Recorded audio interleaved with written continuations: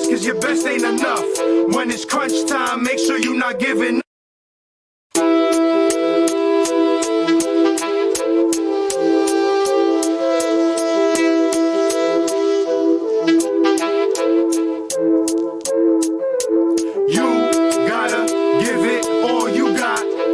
Something out of nothing, then you mix it up.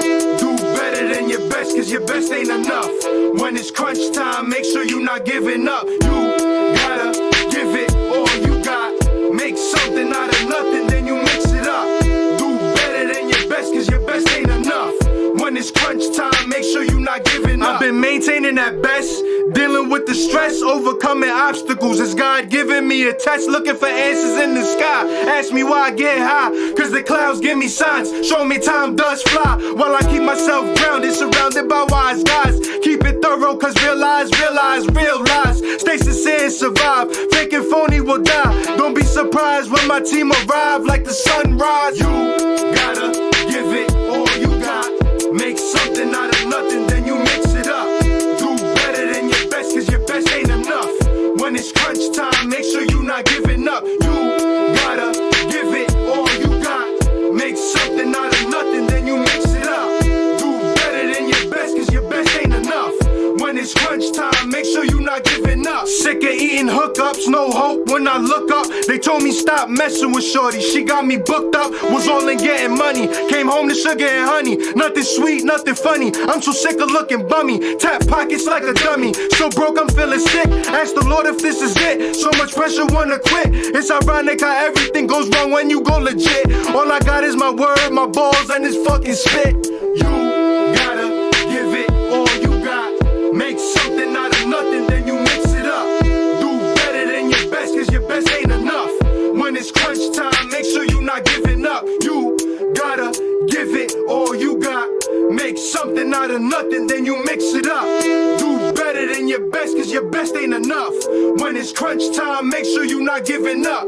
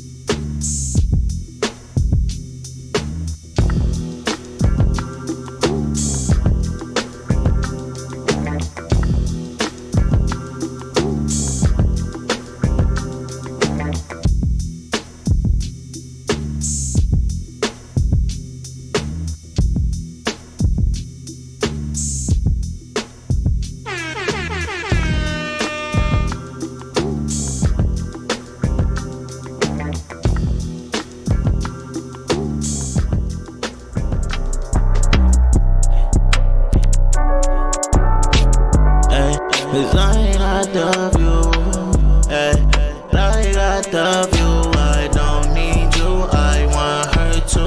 You and you. I like the view. How you look when we be playing? Take a trip, Himalayas. If I mean it, I'ma say it. If you gonna stop my paper, then I don't need you. I like you and you. I like the view. I don't need you. I want her to. You and you. I like the view. I don't even feel like I need you. I remember I used to feed you. Sometimes I feel like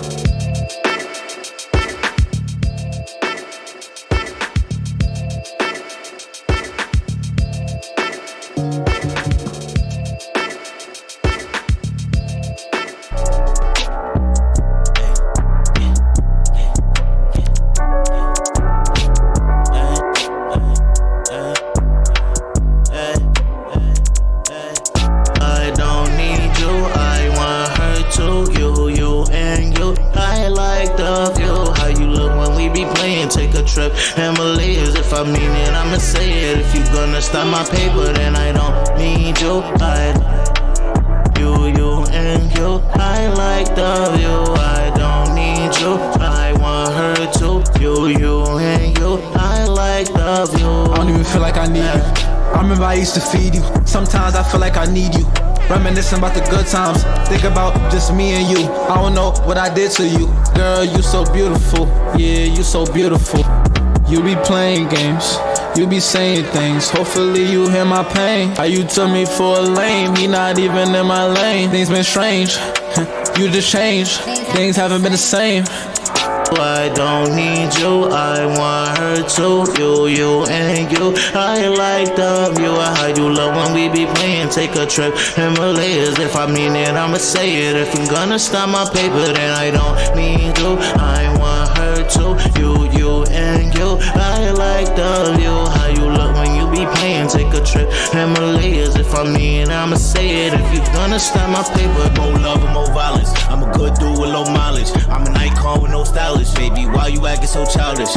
when I'm the dude, you said you always love, but what's this attitude? I know you know this gonna change. I ride the two. Been plenty nights you said that it was magical. Look what magic do. Look what magic do. Magic do.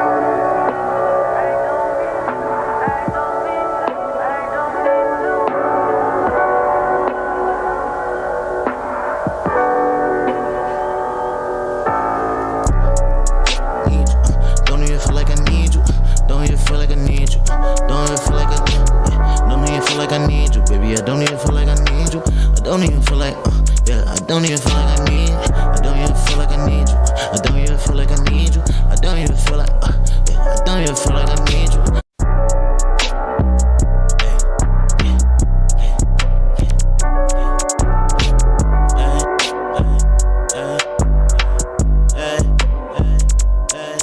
I don't need you. I want her to. You and you. I like the view. How you look when we be playing. Take a trip, Himalayas. If I mean it, I'ma say it. If you gonna stop my paper, then I don't need you. I you and you. I like the view. I don't need you. I want her to. You and you. I like the view. I don't even feel like I need you. I remember I used to feed you. Sometimes I feel like I need you. Reminiscing about the good times. Think about just me and you. I don't know what I did to you. Girl, you so beautiful. Yeah, you so beautiful. You be playing games. You be saying things. Hopefully you hear my pain. How you took me for a lame. He not even in my lane. Things been strange. You just changed. Things haven't been the same. I don't need you, I want her to. You and you. I like the view. How you love when we be playing. Take a trip, Himalayas. If I mean it, I'ma say it. If I'm gonna stop my paper, then I don't need you. I want her to. You and you. I like the view. How you look when you be be playing, take a trip. Himalayas, if I mean, I'ma say it. If you gonna stop my paper, More love and more violence. I'm a good dude with low mileage. I'm an icon with no stylist, baby. Why you acting so childish? When I'm the dude, you said you always love, but what's this attitude? I know you know this gonna change. I rap it too. Been plenty nights you said that it was magical. Look what magic do. Look what magic do. Look what magic do.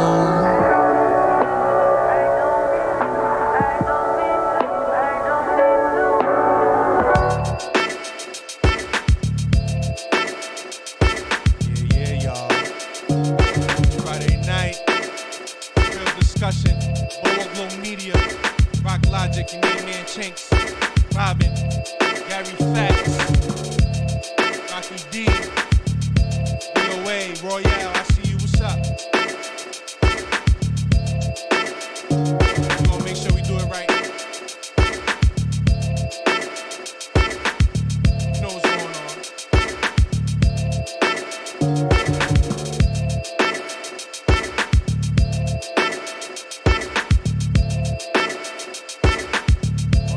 Loving that song I played. We only bring the exclusives here on Boardwalk Global Media. Come on, y'all. They blowing my phone up. They want to hear that song again.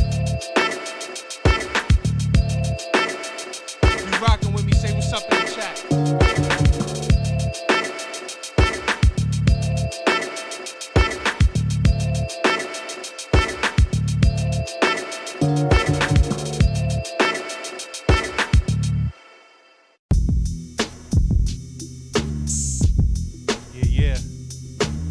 It's almost that time.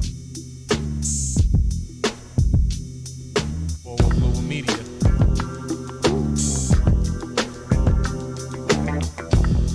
Don't just troll in and troll out. Make sure you say what's up in the chat. Donate on Cash App. $ BGM Podcast. You know, a little goes a long way. We're gonna make sure we keep making it happen here for y'all. Bringing exclusive music, news, media. You know we here with your main man Rock Logic, Robin, Rocky D, Gary Facts in the building. Me, of course, DJ Chinks. Right?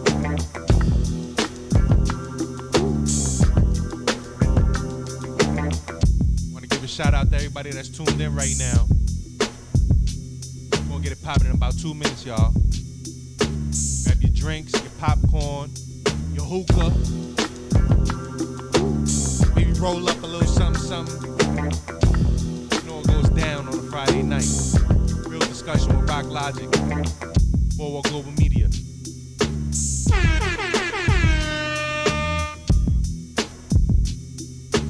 What's up, Tasha? I see you on the check-in.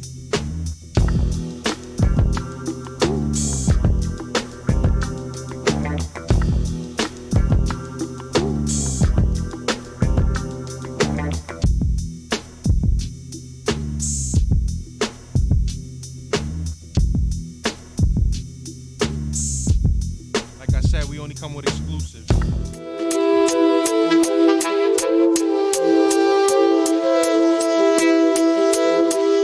Rock out with me, y'all. Boardwalk Global Media.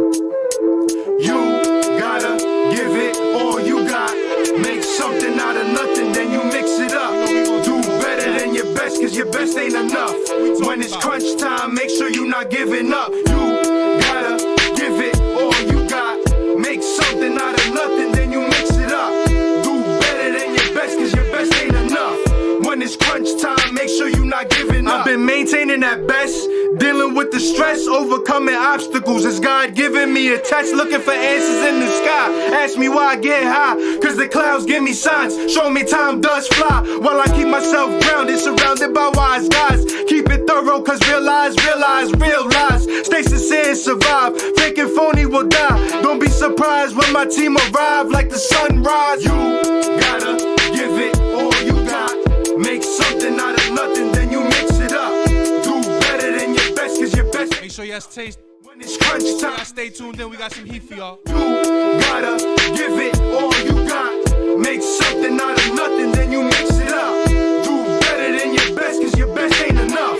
When it's crunch time, make sure you not giving up. Sick of eating hookups, no hope when I look up. They told me stop messing with shorty, she got me booked up. Was all in getting money, came home to sugar and honey. Nothing sweet, nothing funny, I'm so sick of looking bummy. Tap pockets like a dummy, so broke I'm feeling sick. Ask the Lord if this is it, so much pressure wanna quit. It's ironic how everything goes wrong when you go legit. All I got is my word, my balls, and this fucking spit. You gotta give it all you got. Make something out of nothing, then you mix it up. Do better than your best, cause your best ain't enough. When it's crunch time, make sure you not giving up. You gotta give it all you got. Make sure at this moment you like, comment, and share. Do better than your best, cause your best ain't enough. When in it's your crunch household time, together, make we sure getting you not poppin'. giving up.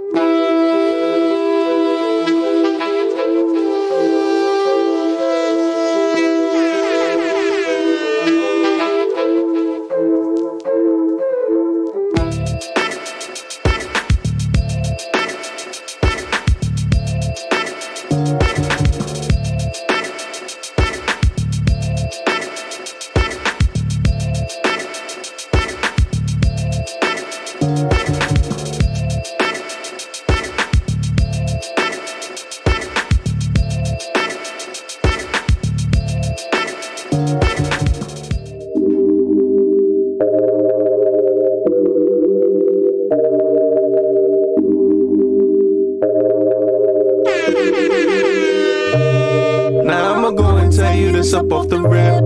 I be in my zone like I gotta make it flip. Now rocking out with your boy DJ Chinks, Global Media. Let's go. But it's okay cause I'm lit, I'm hot, I'm putting on. Now I'ma go and tell you this up off the rip. I be in my zone like I gotta make it flip. I'm feeling the energy, can tell your vibe is off. But it's okay cause I'm lit, I'm hot, I'm putting on. Now you can't tell me I'm not lit. Every time that we alone, you just want me to hit. All that in a bag of chips, you be my honey dip. Everything I have, we gon' split. But you changing up like the weather, it's never for the better. Even when you cold, baby, I'ma be your sweater. You're my Aaliyah, so I'm writing you this letter. I'm just trying to make you see that we stronger together. Stuck on you like leather, soul ties like we tethered. Ask me what I want you for, I'ma tell you forever. We gon' do it or we not, it's not whenever. I ain't gonna chase you, I'm too busy chasing cheddar. Now I'ma go and tell you this up off the rip. I be in my zone like I gotta make it flip. I'm feeling the energy, can tell your vibe is off. But it's okay cause I'm lit, I'm hot, I'm putting on. Now I'ma go and tell you this up off the rip. I be in my zone like I gotta make it flip. I'm feeling the energy, can tell your vibe is off. But it's okay cause I'm lit, I'm hot, I'm putting on. You got me keeping my distance. You stay quiet and resistant. Whenever I speak, You don't listen, you don't pique your interest. When you come home, you act different. This is what it is, just keeping it real. I'm playing the 2023, we not playing with y'all. baby, just don't lie. I'm out here on my grind, money on my mind. Yeah. Now I'ma go and tell you this up off the rip. I be in my zone like I gotta make a flip. I'm feeling the energy, can tell your vibe is off. But it's okay cause I'm lit, I'm hot, I'm putting on. Now I'ma go and tell you this up off the rip. I be in my zone like I gotta make it flip. I'm feeling the energy, can tell your vibe is off. But it's okay cause I'm lit, I'm hot, I'm putting on. As we proceed on this lovely Friday night, 44 degrees, mostly cloudy. But I see it clear. You know what I'm talking about? More Global Media in the building. What's up, Gary Facts? I see you. Tasha's in the house. You know this is the real discussion with Rock Logic. Robin, what up? Shout out to DOA in the control room. You know how we going. Make sure you like, comment, share, subscribe. Grab everybody in your house.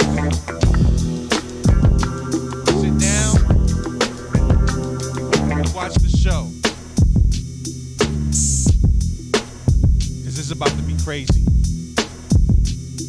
You have no idea. You here rocking with your main man Chink. And we gonna bring the heat every time on time. You know what I'm saying?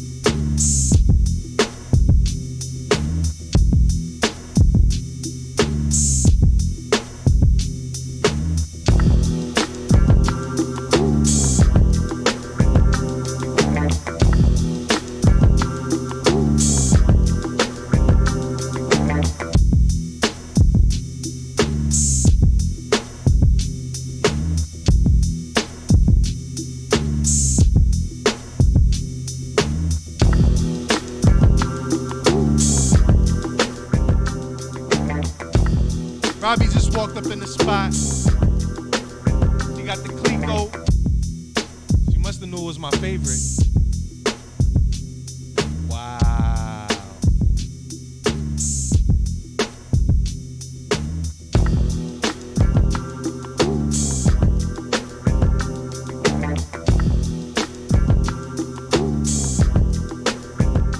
Is it fire?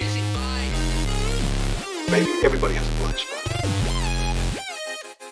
Like I said, we only bringing the exclusives, y'all. Let's go. That little bitch be dancing, throwing back up on me all night. I know she be choosing only fuck, I'm rocking out white. They don't understand, we got the party rocking all night. We gon' shoot a movie when I do it, make you feel right. She said that she needs me, I never believe her. Talking like she wanna ride in a new two-seater. She wanna dance all night, talking about the vibes right. I'm dripping that off-white.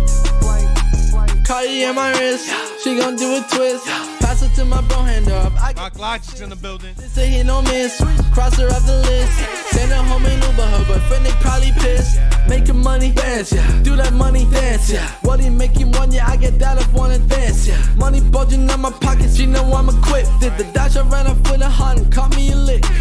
This girl ain't too needy, she think that she need me. Only fucking with me cause she see me up on TV. This girl ain't too needy, she think that she need me. Only fucking with me cause she see me up on TV. That little bitch be dancing, throwing back up on me all night. I know she be choosing only fuck, I'm rocking out right. They don't understand, we got the party rocking all night. We gon' shoot a movie when I do it, make you feel right.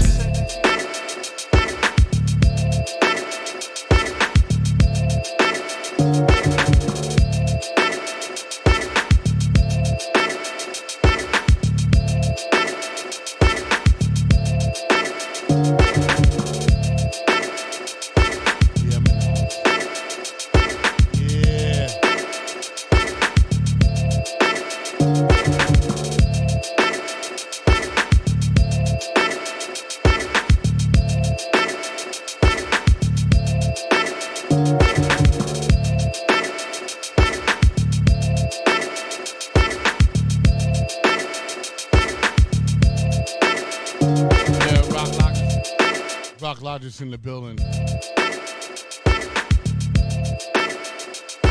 We about to work.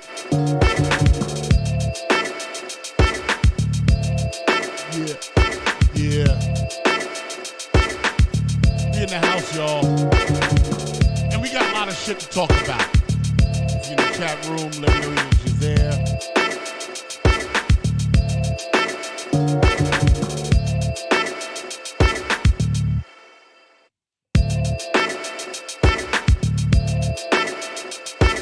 Yeah, don't just troll out. Let me know you in the house.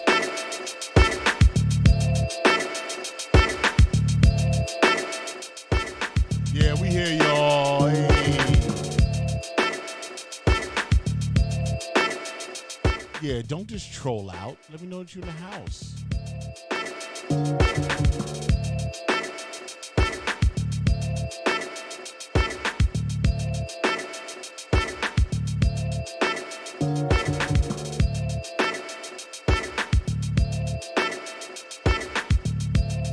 Yeah, Grace, tell him, man. Tell him.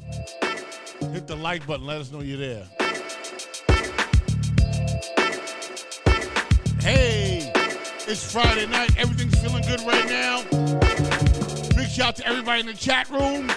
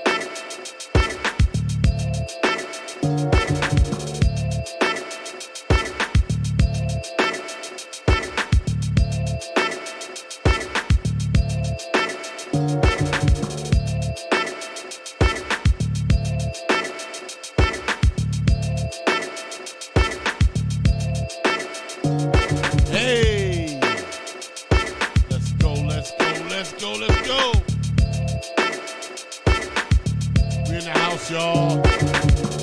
What's up, y'all? Yeah.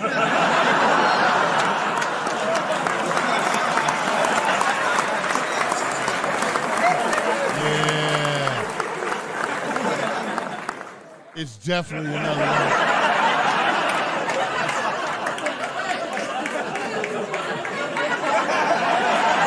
Yeah.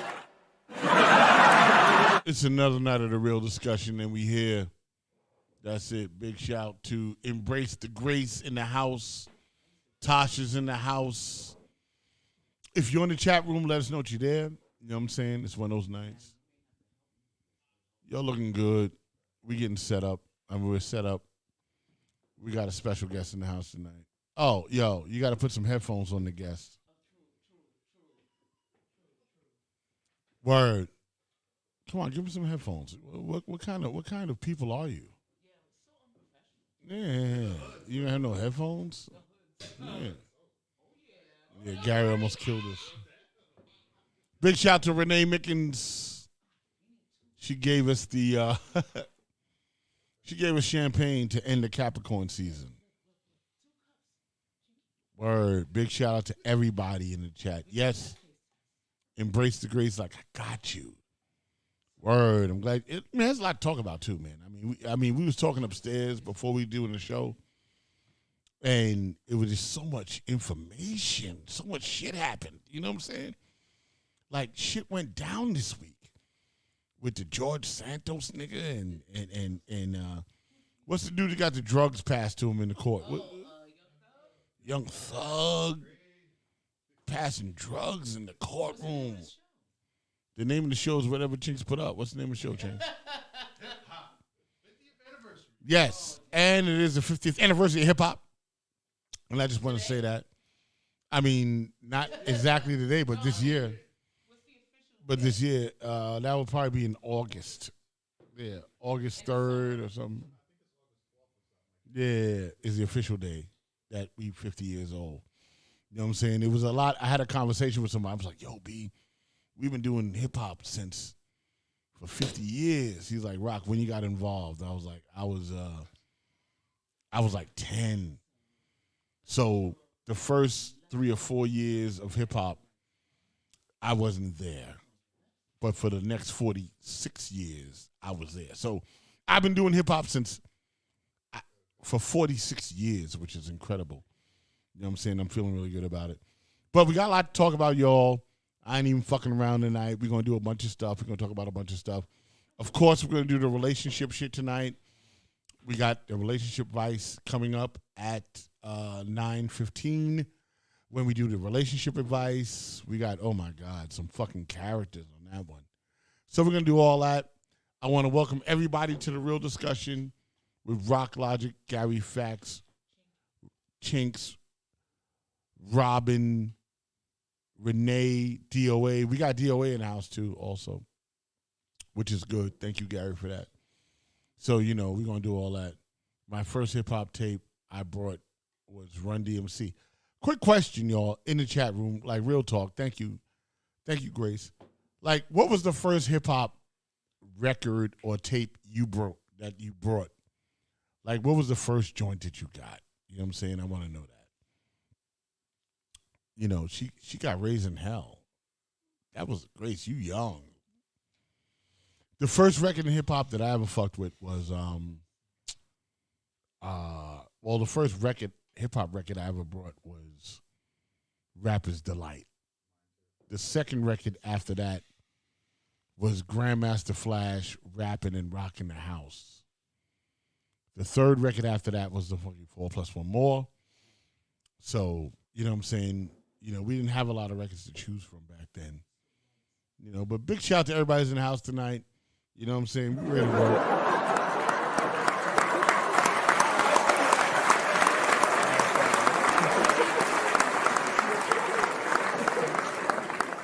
I'm cracking the mics. I'm opening them up. Robbie, where you at?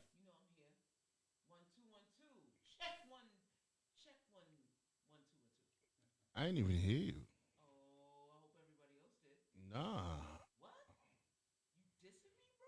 Nah, it ain't me. You dissing me. You said something? Check, microphone check 1, What? Robbie's mic's not working? What is that about? Yo, Gary, give me.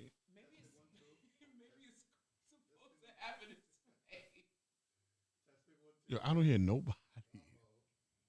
What the fuck? I don't hear nobody. I got all the mics alive. You sure? Yeah, all live.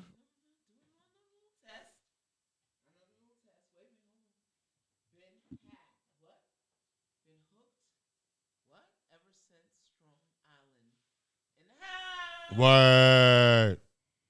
I mean, that's cool, but we can't even hear them. We can't hear nobody. None of the mics work? You can't hear us. No, I can't.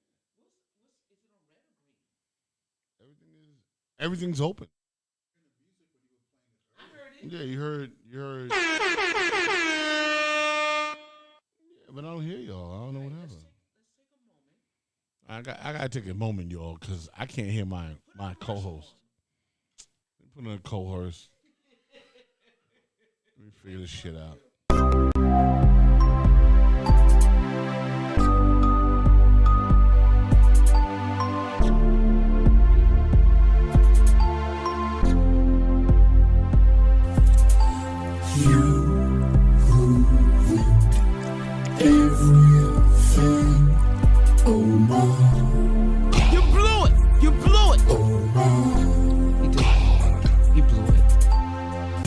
And he got married to you.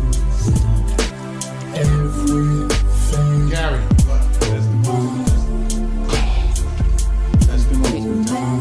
Can you hear me? You blew it. Can you hear me? Okay. Can you hear DOA? Oh, wait, I check it. Oh, DOA's in the house. I got sound, y'all. Okay. Ready? Yes. Ready? Yeah, we got everything. All right, good. We're gonna do a taste test. All right. But hold on. Special guest DOA is in the house. Oh, wait, is it?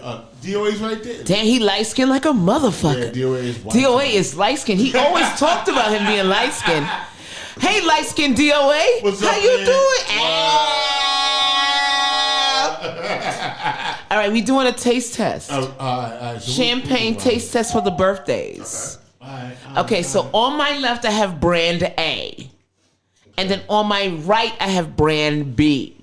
So we're going to do one swig of brand A on our left side.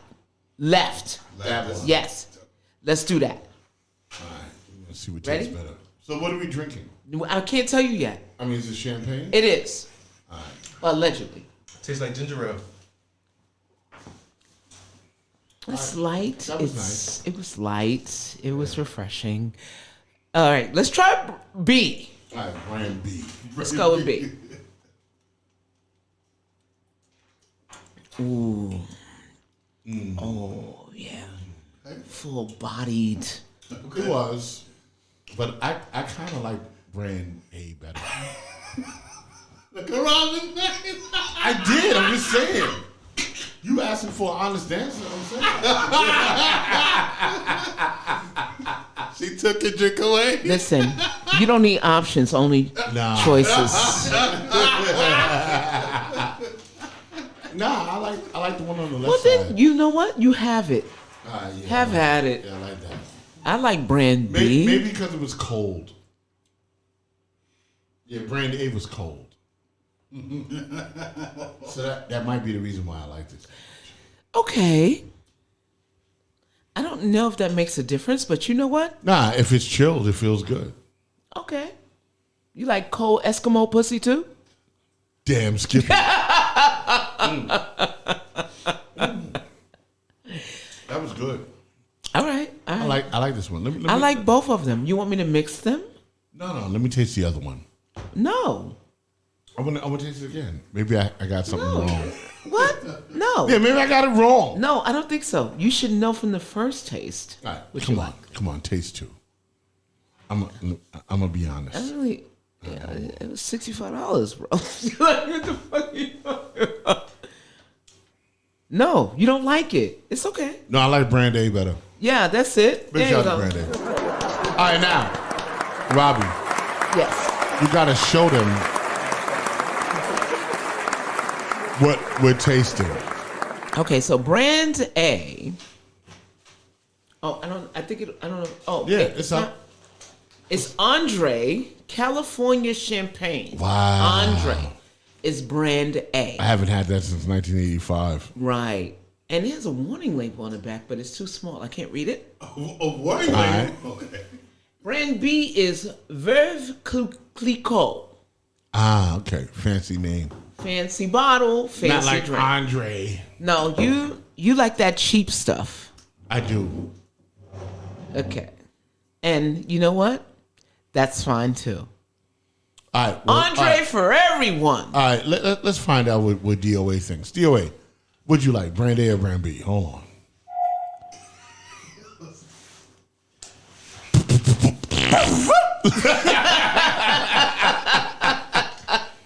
DOA like brand A. B. Yeah, he like no, brand he B. likes brand B. He likes brand B? No, he would like brand B or A, but he has something taped over his mouth. It's like a dental dam. No, that's so he can breathe. I think it's so that he doesn't catch a venereal disease while he's eating some snacks. I'm telling you, that's not. Yeah, big shout out to DOA. DOA's in the house.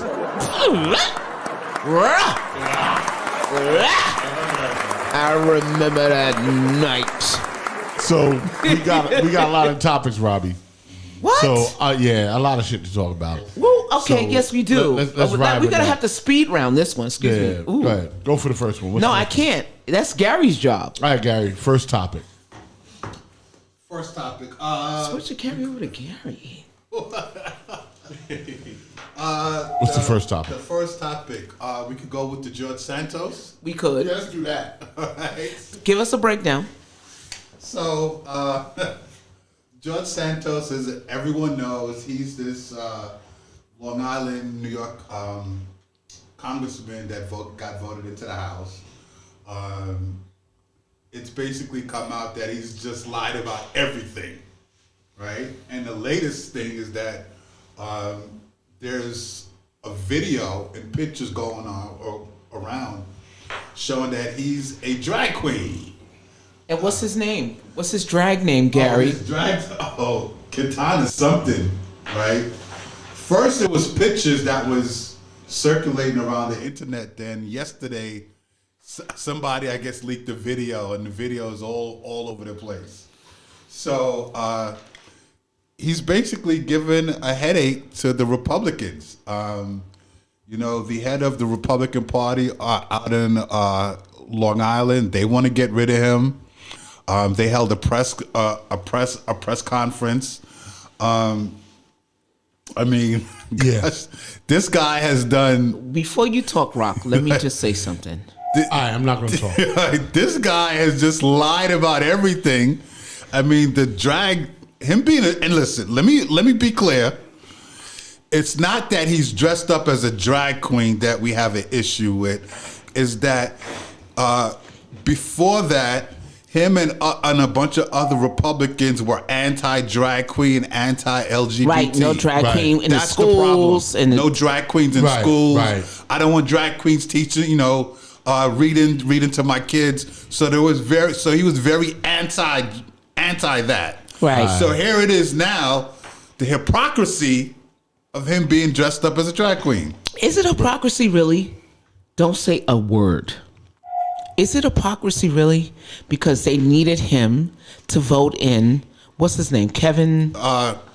McCarthy. Kevin Right. McCarthy. But he. No, now that they have him in as speaker, right? They tried to put him on a couple committees. He's on 2 committees, he's as on far two- as I know. Yeah, he's on Right, 2. right. And you got to give it up for the Republicans because a lot of the pedophilia, I'm sorry, I shouldn't even say that word.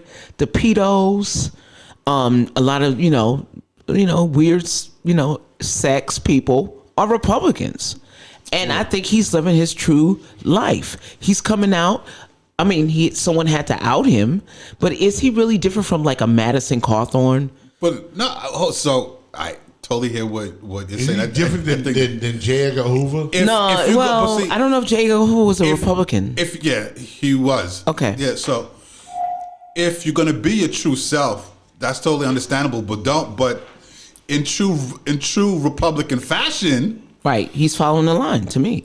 They will come on TV and preach, their family values, right? Family values, Christian values, right? You know how many Republicans got caught in the bathroom with men? Yeah. Right? Democrats too, but more Republicans. But it's more Republicans than Democrats. But I'm saying but I think and it's the Republican language, right? But with Democrats, to be fair, you're gonna have your moment. But with Democrats, to be fair, they didn't come out saying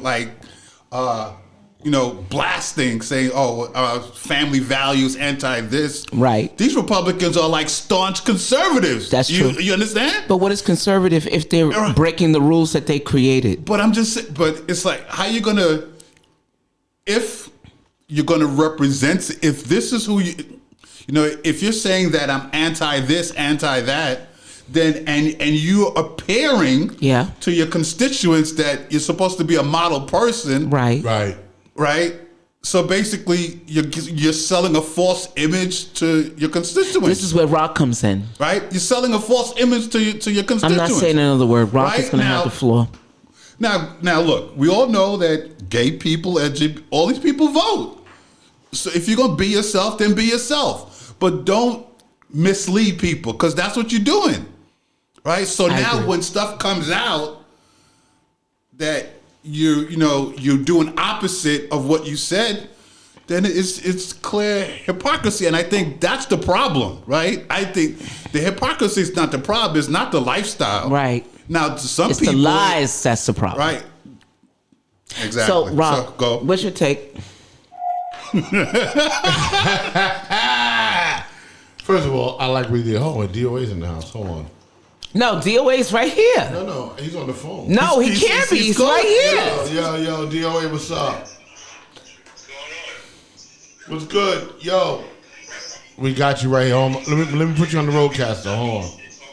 Good, y'all keep talking. Hold on. Okay. Hold on, DOA, hold on. So while he's got him on the phone, to me, I think conservative values usually are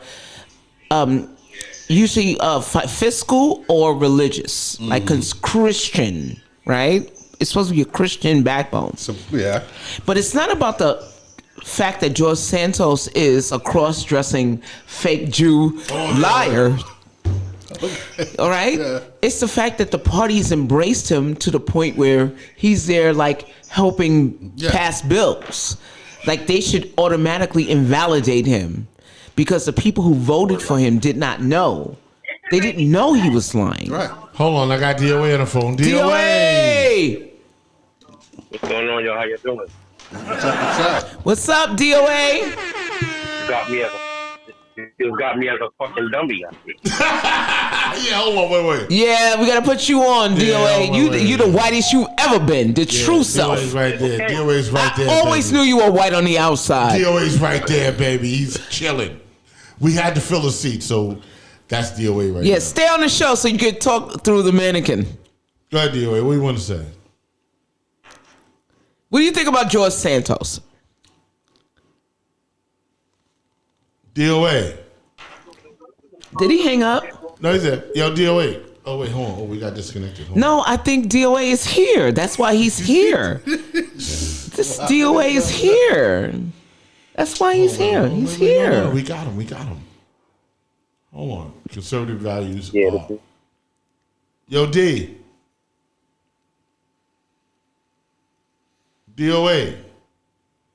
1, 2. I got him. I heard him briefly. No, I don't know. Maybe he's in a dead space. Hold on, wait. Ha ha ha ha ha. Hold on, wait. Oh, they're calling back.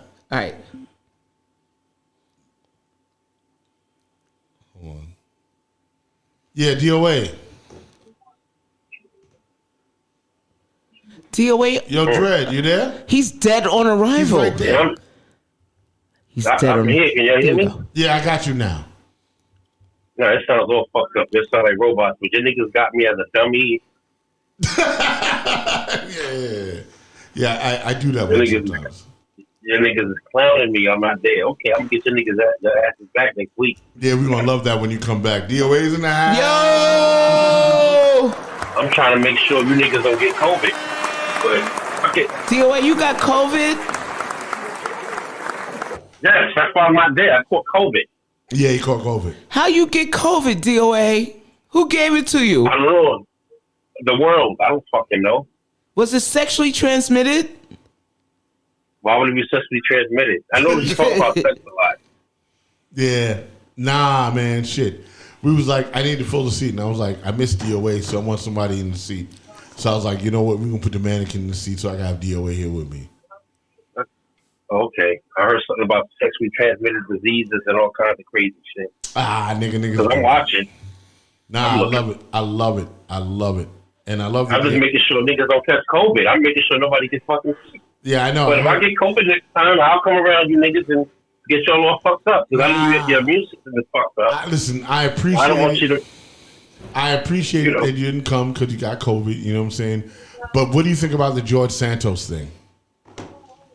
I didn't think anything of it because it's so much other shit going on. You know, my sister got arrested, you know what I'm saying? Over some shit. Shout out to Jaguar. You know, she's going through it right now. Can we talk about can we talk about that? Please talk about Jaguar right. Let's pivot. You can talk about that if you want. No, but I know you know a lot about her because y'all are friends. So. I mean, it is what it is. It's public knowledge. I mean, that's my sister all over the death, but it's public knowledge. I mean, you know, some shit happened where I believe her and her hubby got into a disagreement. I don't know all the details that led to it because I can only go by what I see on YouTube. Right. And apparently she got into a conflict with him in the barbershop. Are you able to reach out to her? Hold on, wait. Go ahead. Keep going, DOA. Go ahead. And words was exchanged. And, like, shit, you can pull it. It's right on YouTube. It's right there. It's right. That shit is, like, all over. That shit is international. Like, that shit is all over. So, and she got arrested. She appeared allegedly through some sort of dust. I think it was, allegedly, I think it was ashes, her son's ashes, but I don't think it was. I think that's all an act. I don't think that was really her son's ashes that she threw on people. I think that was some bullshit. But you know, she's viral right now. She's doing what she got to do. You know what I'm saying? I'm just gonna put prayers out for her. Make sure that whoever knows her personally, like I do, to put the prayers up for her and make sure that she's all right. Because I know that she's not. She's been arrested, so. I don't know if she's locked up or she's in the hospital. I don't know what the details. She's still in the hospital. But do you think that it because there was a build up to this? Do you think that like that build up might have been a mental breakdown or maybe it's something? Well, she did. I don't think she's lose been. Her son. She hasn't been right since her son was murdered. So ever since that occurred, she hasn't been right. You know what I mean? She's always been wild, but in this particular situation, I'm assuming that since her son had passed away. She hasn't been right. You know what I'm saying? But, you know, he's out there like just really trying to make it happen. But when you bottle everything up and don't seek help and don't talk to anyone, this is things that can occur. But people think that she's crazy. She's not crazy. She's perfectly sane. Okay. She's just a wild card. You know what I mean? But so my prayers go out to her and her family. You know what I'm saying? And all the sons. And, you know, her hubby and all that. I just wish they get it together. And I'm just saying, for those that are listening, please don't put your hands on her.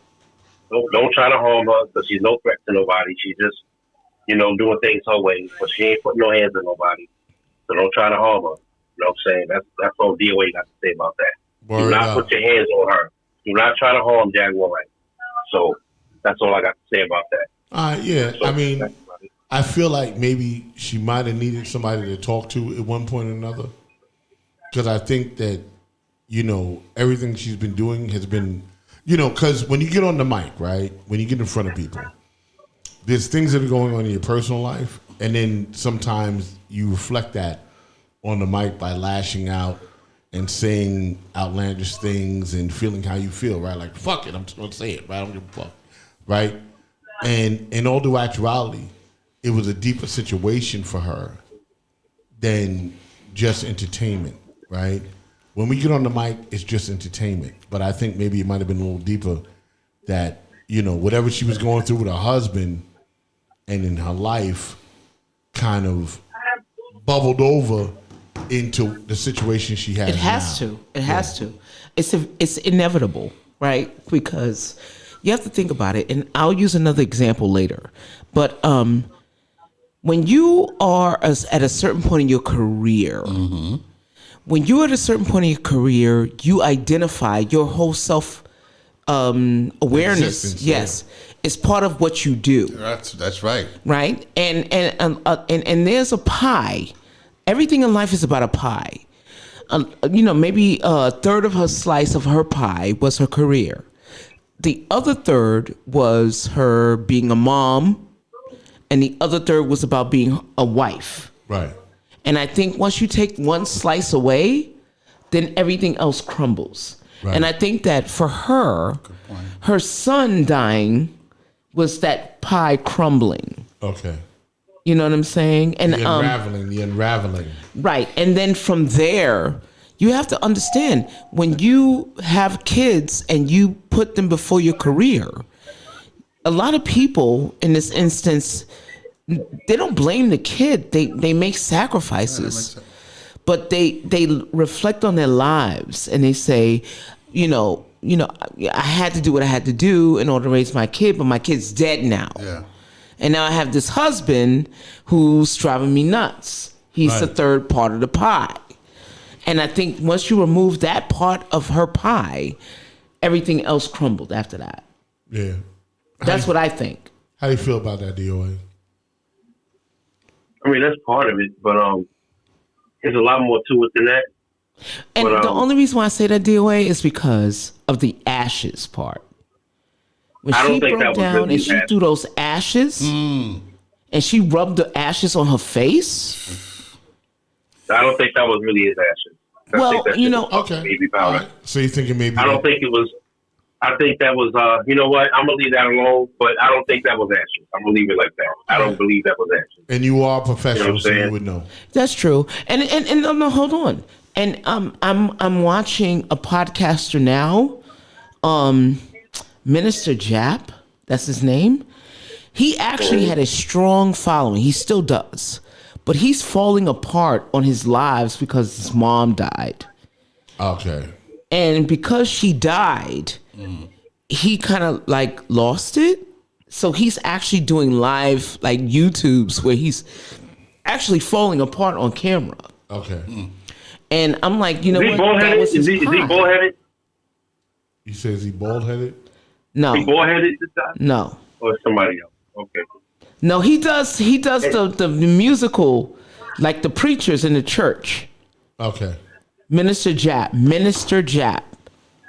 And I watched his live today, and I've been watching his live for a couple of days, and I'm like, he's losing it.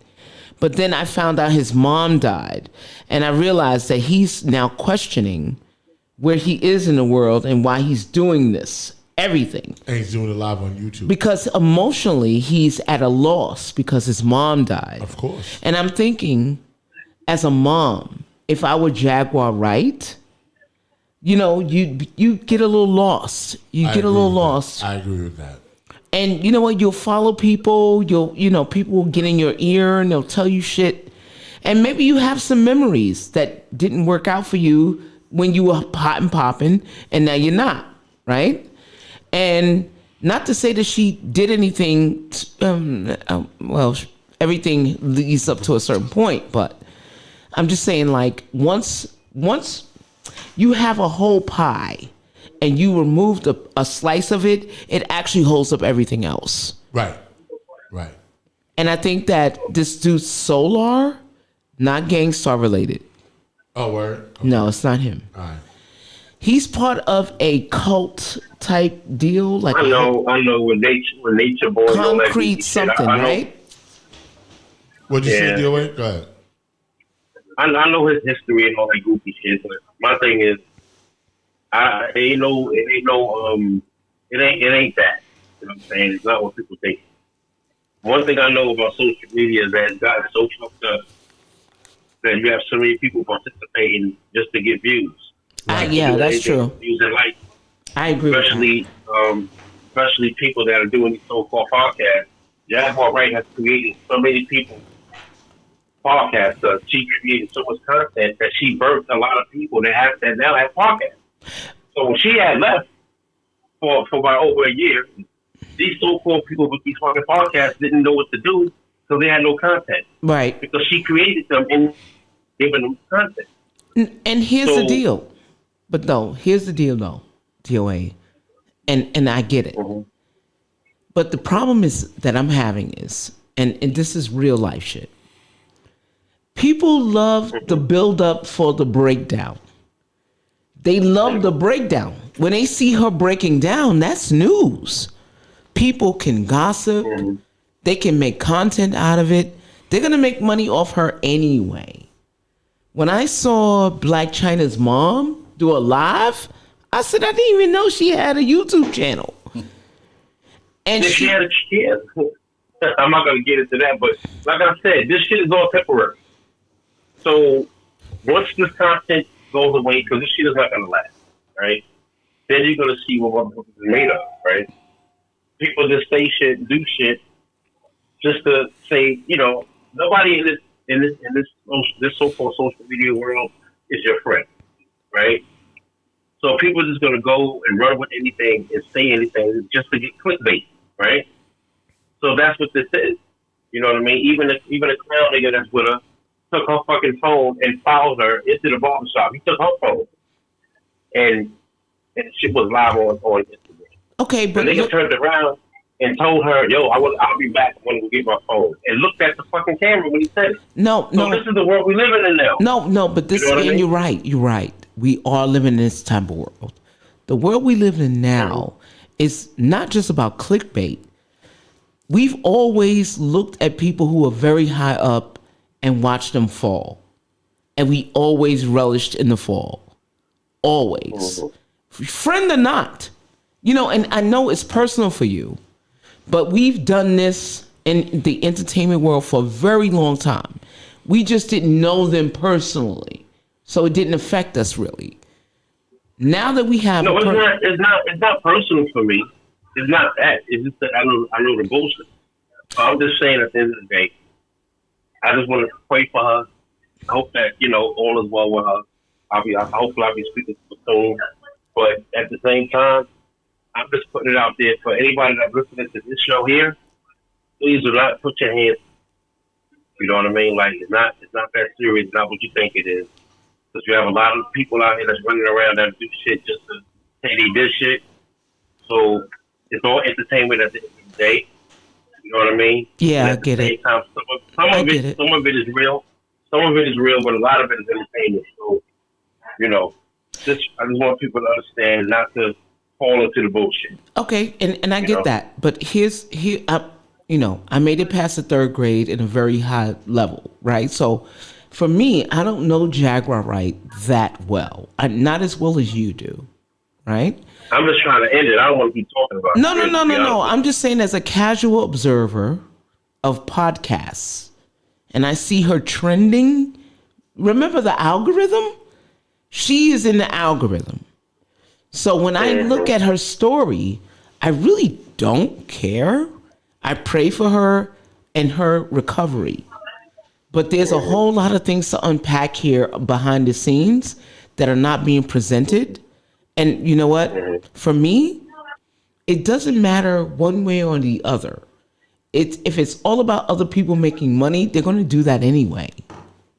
So I'm going to watch for clicks and entertainment, but I'm not as close to her as you are. So for me, it's like I know of her from the other podcasts because they're doing the clickbait on her, but I know you know her personally. For me, I'm like, Jaguar Wright. Oh, she's trending. It's like if someone died, like Crosby Nash or something. I'm like, I don't really know him. Right. But you know what? He's a story. Mm-hmm. And after 2 days, it'll be over. You understand what I'm saying? So it's kind of like, okay, I wish and pray for her recovery. I do. Because I know there's a whole lot of arguments I can make about this. a whole lot. But I'm not going to do that now because it's really not conducive, to her recovery. You know what I'm saying? So we're going to just skip that. And I will say this, and I just want to say it clear on the show, that we do not condone any violence on anybody, right? She's got her situation. It is what it is. And maybe there's some people out there that feel a certain kind of way about her. But to exhibit or execute any type of violence against anybody, first of all, ain't none of your fucking business. Let's start with there. And two, we don't condone putting your hands on anybody. Right. What do you say, Gary? I agree with definitely what Rock has said. I think that because of who Jaguar Wright is, to your point of she's trending, right? For those of us that have personal relationships with her, that's great. But, being that she's trending, people are gonna use. They're gonna eat. They're gonna use her, right? Yeah, they're gonna eat. Whether if it's not gonna be her, it's gonna be somebody else, right? And we have all these entertainers that and just as you were saying, people love the breakdown, right? The media loves the breakdown. That's something for them to talk about. And because we're in this new world, Twitter, Facebook, social media, all of this stuff, the moment it happens is the moment that it goes up. Yeah, because I didn't know about Jaguar Wright until DOA brought her up. And it trends all over the place. So this is what we're dealing with, right? So some people could say, oh, we're tired of it. We don't want to hear this. But, this is what people talk about. No, we love the bullshit. We do. We love the bullshit. And to be very honest, like, some of the stuff that she, I think the 2 or 3 podcasts that I saw where she was talking about Puffy and Jay-Z, that's trending all over the place. Sure, yeah. That's absolutely. trending all over the place. Everybody's talking about that. And I can only say, as being a victim of the media, that they said I was involved in something that I wasn't even there. Like, I wasn't even there. And I was like, what are you talking about? Elaborate. You know what I'm saying? I've had 2 situations. One I was there and one I was not. One was someone said that I was driving through Harlem in a Mustang with women hanging out of the Mustang with their titties out and all this shit. I believe that. And it did not happen. Oh, shit. It didn't happen. That would have been incredible. Right. I didn't have a Mustang, a drop-top Mustang. It was a Dodge. No. The Mustang that they're talking about I had, here's how crazy this shit is. The Mustang that I drove through Harlem in, I rented... hold on, wait. I rented for my mom to drive my mom to Maryland, which was the last time I took my mother to Maryland. Mm-hmm. I rented a Mustang. She was like, "Yo, I wanna go to Maryland." I was like, "All right, Mom, you gonna look like Jackie Onassis in the car." You know what I'm saying? Yeah, and she had the glasses on and everything, and we drove to Maryland. That story turned into me driving through Harlem with girls with titties out. You know what I'm saying? And it was an absolute fabrication. It didn't happen. What was the other one? The other one was we were in Massachusetts, and the people I was with, after the party, the girls is all popping and whatever, right? I was in my hotel room watching HBO. I was chilling, right? And the girl claimed that everyone that was with me did something to her. Rape. Oh, right? Great. Great. Listen, she went to party and she partied. She complained, so she must have said grape. She complained, right? And she came to my room and complained. And I was like, hold on for 1 second. I said, so what do you need? Like, she was mad because they kicked her out of the hotel room, right? It happened. They kicked her out, like, oh, bitch, get out and all that shit, right? And then she came to my room, knocks on the door, and she's like, oh, they did this to me. They did that to me. I said, okay. I said, but you came here willingly with them, right? And she was more mad about her being kicked out and disrespected than the action that happened. So I said to her, I said, listen, mama. I said, listen, I'll get you a cab, send you home, so on and so forth. The police came. There was a whole thing that happened. But at the end of the day, because they were with me and it was my crew, it was my responsibility. But I didn't do anything. Right. You know what I'm saying? So you take that and you put that into the media, and then that turns. Oh yeah, into they'll you. spin it into they'll Right. spin it That into turns into you. So they'll dig into your background. right, like this is what happened. Look at this guy, Right. and they'll create a story. Yes. That's not true. Well, and that's and I'm just gonna say with Jaguar, we don't really know all of the details of the situation of everything. Like they always like, yo, they weren't really ashes and this and that. You know what I'm saying? And that's important because we see things in the media and we believe everything that we see on TV. If it's on TV, if it's on the internet, if it's on YouTube, we take that at face value. And that's one of the main things that we really got to stop doing. You know what I'm saying? You don't know the fucking story. You don't know. What you're getting is a story through a filtered lens. Yes. Yes. And someone is trying to create this story for their benefit, for their clicks, for their likes, for their audience. Right. But it doesn't make it a fucking fact. You know what I'm saying? And we gotta and that's the part that we gotta stop. That this internet shit that we got going on, right, is fucking ridiculous. I gotta it's disagree. Stupid. No, I'm just want to say Go ahead. it's ridiculous. It's stupid. I'm not saying that some stories aren't true, but I'm saying there's a lot of stories on the internet that because you're viewing something, a frame of something, for 60 seconds or 2 minutes, Okay. or whatever, right? Okay. But that ain't the whole fucking story. That's true. And sometimes the story is so distorted because other people are trying to benefit. So the only thing I'm saying is that people that are watching, you got to realize that other people that report on these stories, number one, are not reporters, but reporters do dumb shit too, right? Understand that maybe you're not getting the whole story. And that's kind of where I'm at with that. Hold on for 1 second. Hold on, wait. Hey, Ralph, what's up? Yo. Hello. What up, Ralph? Good evening. How you doing? Ralph the trucker's in the house. He's not just a trucker. Why you do that to him? Because that's what he is. Not either. Well, that's what I am. That's what I do. I drive truck. All right, fine. What's going on, bro? What's your official title? Rock. What's the title on your job ID? Ralph the trucker. No, not Rob the trucker. Teamster driver. Oh wow. Okay. I gave him trucker. He said driver. All right. So what's going on, Ralph? What do you got to say? Ralph? Ralph. Ralph. Okay. All right, Gary. What's up, baby? Talk. So, all right. I just want to give a shout out to the chat room. We have Kay Monroe in the chat room. We have What'd she say? Kay just put a laughing face. Okay. We have Leanne. Hey, Leanne. She's in the chat room. We have Hey. Ellie. Hold on, Ralph. Hold on. We have Ellie in the chat room. We have Tina, and also we Hey. have Renee in the chat room. Hey, Renee. But And Grace says guilty by association on that. But Grace. Go ahead, Grace. But let me say this. With we like Grace. with the media,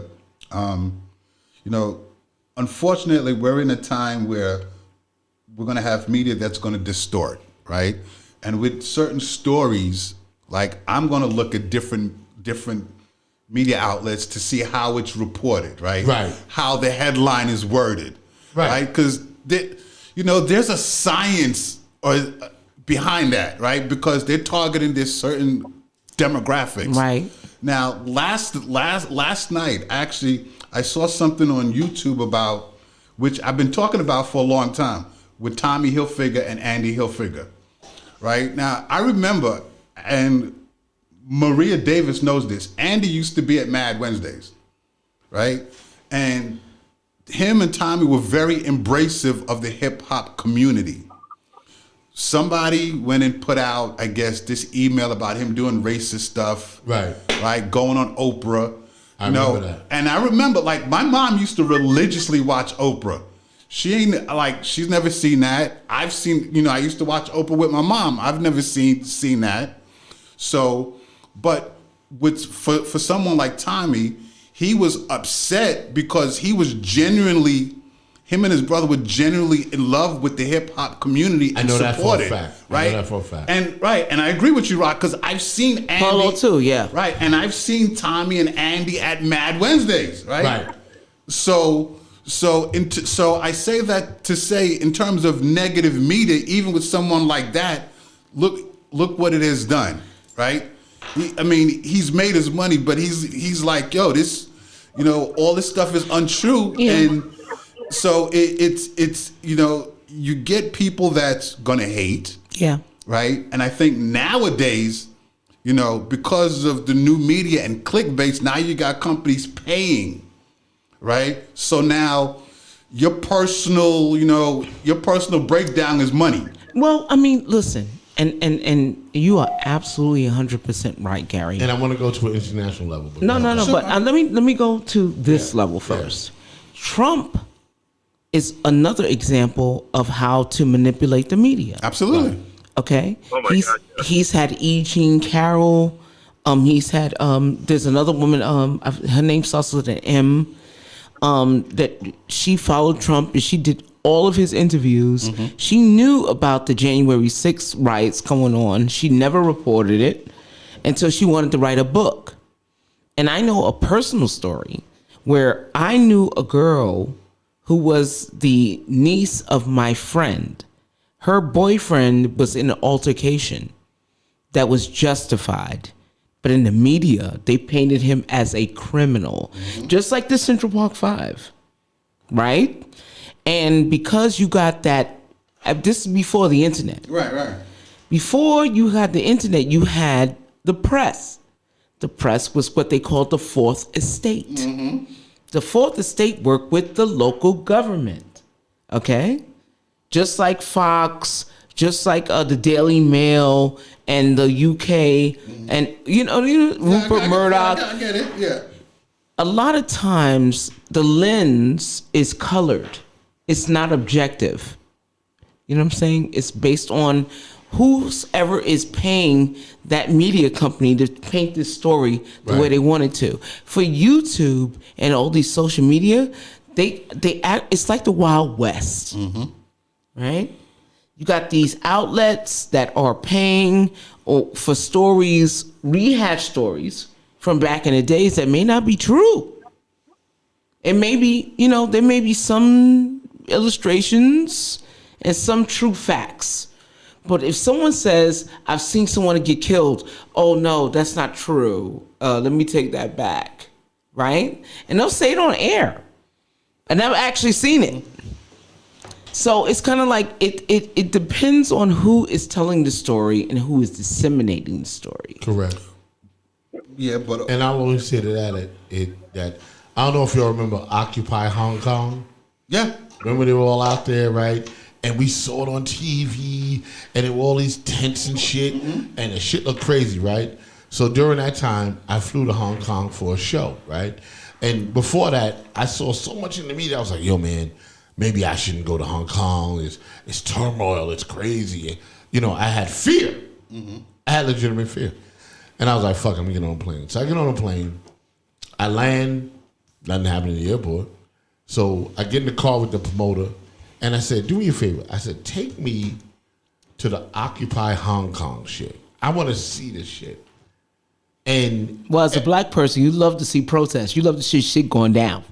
Yeah, right. But I just wanted to see what was up. Fight the power. And hold on, 1 second, Ralph. And when I saw the Occupy Hong Kong protest, it was 2 blocks. It was literally 2 blocks. Like, it didn't even affect Hong Kong. Like, I was like, where's the rest of the shit? They're like, this is it. It's just 2 blocks. But the media made it seem like it was the country. What? Yeah. It's like those Chinese people that were protesting in Manhattan. Remember over there by the West Side Highway on by the UPS building? There was just like a group across the street, and there was just wasn't half a block of them. That was at the embassy. That was at the embassy. Yeah. On 42nd Street and 12th Avenue. Right. No, that's not the deal. That's the UPS building over there. Yeah, it's on 12th Avenue by the West Side Highway. I don't remember an embassy being over there. Yeah, it's over there on West Side Highway. It's always been there. and that's by Second Avenue, over by the UN. That's where all the embassies are. Okay, go ahead, go. Yes. No, but it's like what Rock said. There was like blue group protesting, but nobody really cared. You know, it's like you saw it, but you're like, you know, like you went to the place. It's only 2 blocks, but it didn't affect them. Right. Well, it's because the media always makes it crazy. Go, go, Gary. Right. Also, too, and Rock, you understand this. When you travel, so there's the U.S. media here. Like, for example, you could watch CNN here. You watch CNN in London, it's totally different. That's correct. Right? So It's just like TikTok. right. So the media manipulation, and actually over in Europe, they're more free with the press than we are here. Right. It's real Right? press. It's real press, right? So, you know, but again, here it's, you know, we have media manipulation going on. And now with this whole new world of TikTok, Twitter, Facebook, YouTube, now you have these companies that's paying. So now to watch someone break down or go through their trauma, you know, and to put it on video, you know, It's profitable. It's profit, right? It's not right. Is it moral? No, it's not moral, but it's profit. And clearly, when you understand economics and capitalism, morals don't matter. It goes out the window. I'm going to tell you something. When they would say extra, extra, read all about it. And those newspapers sold like 5 cents. It was 5 cents a paper. Yeah.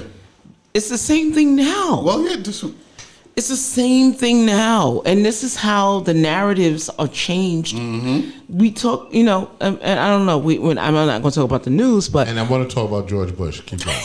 okay. You get a chance. That's what no, I'm just saying, like when they say extra, extra, read all about it, and they throw that paper on your doorstep, and people pay for those subscriptions. They actually have been paying to see propaganda. Where do you think propaganda comes from? Right? So this is not a new concept. It's just now that it's in a social media platform that we see. TMZ is the perfect example.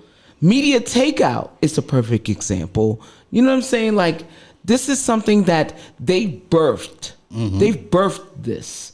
What we're seeing now is what they started, and it's out of control. To your point with TMZ, when TMZ first started, they were like the National Enquirer, if y'all remember. Yeah. Right? They were like the National Enquirer. Now here it is. What, many years later? Now they're like a credible source. Well, sometimes wait. National Enquirer was not a credible source until they came out with that presidential candidate. Well, that got caught with that mistress. Yeah, well, and then people were like, "Oh shit, it's they true." had a lot of questions. I mean, let me deal with the chat room real quick. Okay. So the chat room, Deneen says hello. Hey. Renee says hello. Hey. Tina says hello, Gary Hey. D. Deneen says, why is there a dummy next to Gary? And That's DOA. That's why that's there, because DOA's in the house. We didn't want him not to be here. And we have Chris Knight in the chat. All right, Chris Knight says, hey all. And Tina says, so you're saying that the ends justifies the means. Okay. So Dog wags the tail. Hey, Rock. Yeah. No, when you get a chance, I just want to say, so guys, say what you got to say. I just want All right, so what I want to say to that is the ends absolutely justifies the means, because you have to create a narrative to keep people in place, right? So what I wanted to say about CNN that Gary was talking about, when I was in Europe, what people don't know is George Bush was actually, there was an assassination attempt that happened in Argentina that people didn't know here. So I'm watching CNN in my hotel room. They're like, George, and they don't say George. They said the president of the United States had an assassination attempt in Argentina. And when I came home and I was asking everybody, yo, you heard about that shit? They're like, what the fuck are you talking about? I'm like, yo, they tried to kill this nigga in fucking Argentina. There was an assassination attempt, right? So the ends justify. I never heard that either. Yeah. It was on CNN. Not no bullshit like. It's CNN International. Yes. and it was playing. I was in London when I saw the story break. They said the American president, because that's how they Wow. talk. The American president was almost assassinated in Argentina. Wow. So this was before or after the shoe throwing? This is before that. Wow. And I just remember going, that's when I realized that news here is not news. Here's the problem, right? News has not been news since 1980. Before that? No.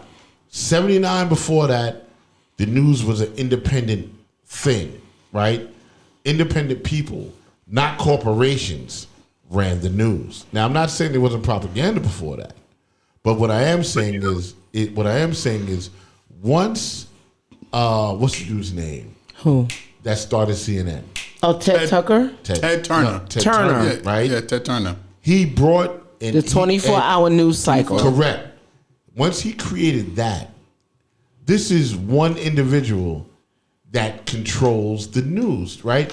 And before that, you're right, because you had the Hearst Corporation. Corporation, Patty Hearst, that shit, right? Yep. And they created the propaganda against marijuana and other things. Right. But in 80, right, a lot, there was, when you watch Channel 7 and Channel 2 and Channel 4, you saw different news. Yeah. Because they were covering, right, it was independent. It was independent. You could see something on Channel 2 that you didn't see on 7. Absolutely. On That's 4, right. That's Hold right. on. That's right. And then once the corporations own the news cycle, you can see Channel 2, 4, or 7, and you're going to see the same news. Yeah, that's true. Right? The same propaganda. Yeah, that's true. The same control. Well, Gary, before you say anything, because once he brought that up, I realized that the Amsterdam News covered black stories. Yes, they did. Yes. There was a lot of news that was separate from the mainstream that covered like civil rights issues, black issues, people of color issues. And I think that at this point now, instead of the narrative being that we need to be independent of, white, under the observation of white eyes, because we were not being recognized, right. As people.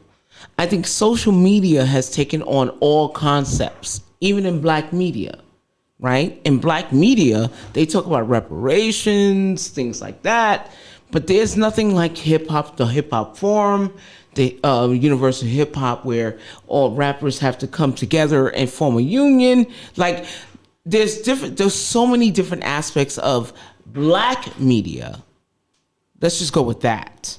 And a lot of black media is being like The Root, things like Media Takeout. Is it Media Takeout? It's supposed to be a black owned publication. Right. Okay, I didn't know. Okay. And a lot of these media outlets are in rise of black YouTubers and content creators creating their own stories. And it's basically gossip. It's not about change or regulating like new laws. It's just gossip. And at this point now, we don't know. Like when we talk about like everything on Twitter is basically scattered all over the place. There's no concentrated media anymore. It's just all about propaganda, really. A Washington Post, New York Times, they talk about things and they go, yeah, I love it. It's a great story. I'll like it and I'll comment on it and I'll keep it moving, right? And the propaganda is that particular slant of their news is what's going to trend at that moment. And it's the same thing for black media, which I think is sad right now. So I'll just address the chat room. Okay. Tina says, so I understand, but that works both ways. And not just the way you want it to go, right? True. So you can't be mad when it doesn't go according to the narrative. Well, and I agree with what you're saying with that, but you have to understand. That's a slippery slope right there. Yeah, I got you. But it's corporations but paying the deal for is this. I was going to get into that. The deal is this, right? It's the person that's creating the narrative is the problem, right? That's the problem. The corporation that's creating the narrative is the problem, right? So I can be mad, and it goes both ways. Because if you're not telling the truth about the story, then that affects me. But it also affects everybody because we're creating a picture to create a narrative, right, to gain some sort of political capital in Yes. what we want to do. That's correct. Now, Right? now you're onto something. In what we want to do. Now you're onto something. Right? Wait, let me interrupt for one quick second. Do you know that Jeffrey Toobin wrote a book about the rise of right-wing extremism? You know who Jeffrey Toobin is, right? He was a CNN contributor. Yeah, Oh. I know. And he also jerked off during his And he's company meetings. Right. Yeah. So Twitter was on fire when he came out with this book because they're like, the rise of extremism? Didn't you do that during your company meeting? Like, it's kind of like, who are you to write a book like this? You've already discredited yourself by, you were unprofessional. You jerked off in a company meeting, and we supposed to believe everything you say now? See, that's the issue. People are different. They can see the same thing and have two different experiences. Right, absolutely. Right? Depending on your slant politically and morally. Right? And I think that's where the line gets blurred. Because someone can have a perspective of a story that is right-leaning or left-leaning. Which one is true? Well, this is why I think that when we... So, back to what Rock was saying, where in the beginning, all of the stations here, they were independent. So, when the corporations came in... Yes, I believe. Right? Now you got the news stations owned by corporations, so now they're a business segment. No, they're not a business segment. Yes, they are. No, it's political at this point. No. I want to elaborate on what you're saying. They're a business. Cool. Okay, let me clarify. When I say they're a business segment, meaning part of the corporation. Right, they're a business. So they've become a business now. So telling the truth, it's subjective. It's subjective, right? So they're gonna That's why the Washington Post and the New York Times can have the same article and not have the same opinion. Well, so now they're going to appeal to their advertisers and their viewers. This is why Fox News and News Corp can do what it does. Right. I think now, where we have come now, where it's like for what I do, when I look at certain media, I go across the spectrum, right? See who says what. But what I will tell you is that I remember when Al Jazeera came here. Right. Al Jazeera is probably one of the most independent and honest media. We don't know that either. Well, I followed them for a long time. I know. And I don't know that, but okay, I'm just saying I followed them for a long time, Me and too. a lot of the stories that they covered you'd never see here. And it's not just them. It's Australia. It's Hong Kong. I mean, if you look at news around the world, you have to be objective about it. There's a lot of things going on around the world that has a certain view of American media that we don't know about because we're in a bubble. It's kind of like 1984, right? Where in 1984,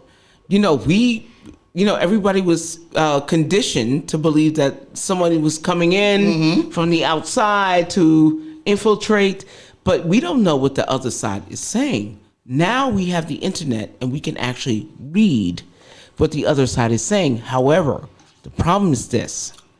But the other side, they're also being bought by corporations too. This is a capitalist society. It's a globalist society. So everybody's going to have their slant on whatever's going on in the world. So we don't really know. I mean, from an American point of view, there's only 2 points of view. Well, to me, 3. Because there's a black point of view and there's everybody else, right?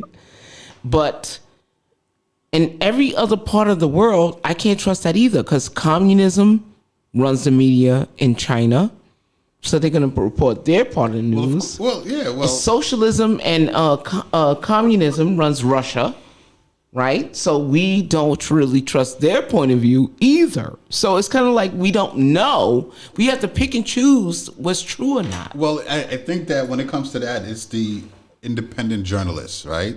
And like Amy Goodman, right? And she's awesome. But see, what has happened was that a lot of the news companies, they've gutted their independent journalism department. Well, because of capitalism. Right. I'm just saying. So the independent journalists who are really passionate about getting the right news and getting the right story.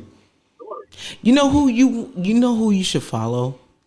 Follow the Mexican journalists. You know why I say that? Because they actually risk their lives reporting the truth.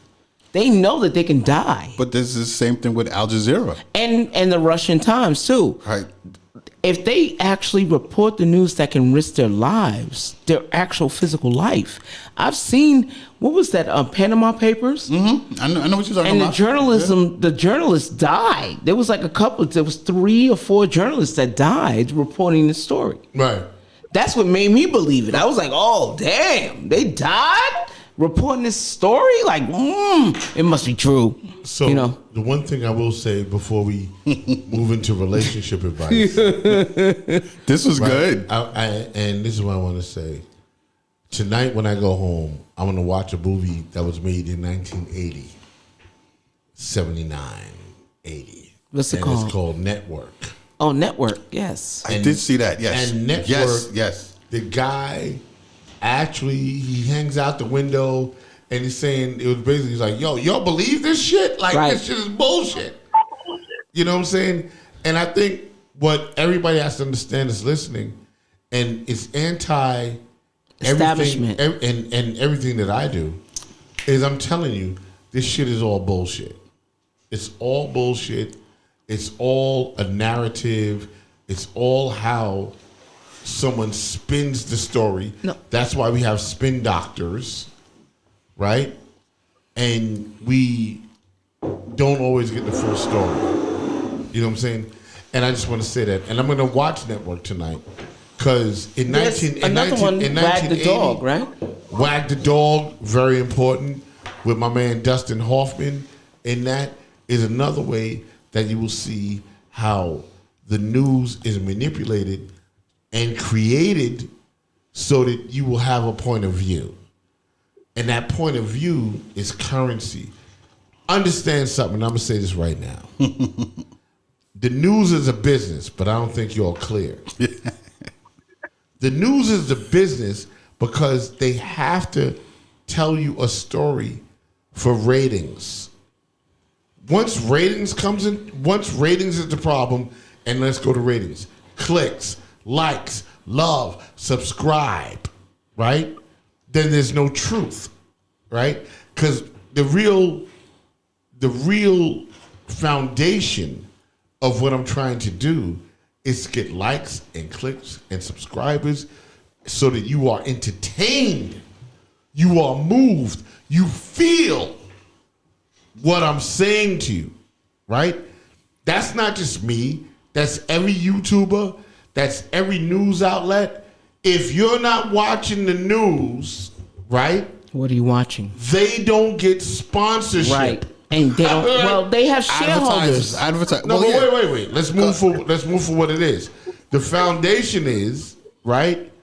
They need sponsors to pay for the ads. To pay for the ads, to pay for the news. Right.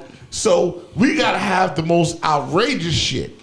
We're going to talk about fires. We're going to talk about shootings. We're going to talk about mass shootings, terrorism, whatever the fuck we could talk about. And who are the advertisers? The advertisers Pfizer. Listen. Drug companies. Listen, not even just that. It's Pfizer. It's Coca-Cola. It's anything that you see at that moment that pays for advertisement. And you know why they pay for advertisement? Because these niggas got the dope fucking news. Yep. To keep you engaged. That's right.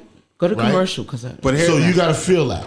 Go ahead, Gary. All right. Wait. Ralph wants to say something. Okay.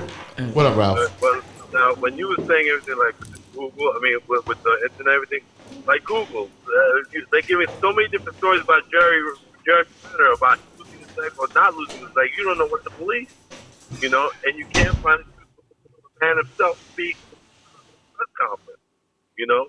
Then you'll get the truth because the internet's not now. Google's not even telling half the truth as it is, you know. And as far as like when you talk about TikTok and all these other things, you're right that they're looking for likes. I mean, you see where you go on TikTok and they show a dog instead of helping a dog, they show him suffering. And why? Because they want to get the likes of it. Or sometimes when you go on, half the time when there's women there that are on there, this is why I hate when women complain about guys talking the way they do. If you go on TikTok, you'll see half these women talking like they're doing stuff, but actually they're just showing off their chest. And that's all it's about with them. But now, if you want to really show you're talking about something, just zero on your face. We don't always have to see your chest all the time. You know what I mean? And let me tell you something. All these YouTube, TikTok, and all these other outlets, this is where you find all the biggest narcissistic people in the world. Because all about themselves, all about what you said, likes and everything, right. and that nobody's talking about anything positive. Because there was an Arab brother that talked about TikTok, and in China, when they originally had the TikTok version over there was showing them doing positive things, uplifting themselves, doing good things. That's what TikTok was about over there. But when it came here, it just came to show things that were in our own side. It's like almost promoting it, and people carrying on, keep carrying on, and of anything destructive. There's nothing mainly positive on there. You know what I mean? So I want to address the TikTok situation because a lot of y'all might not know.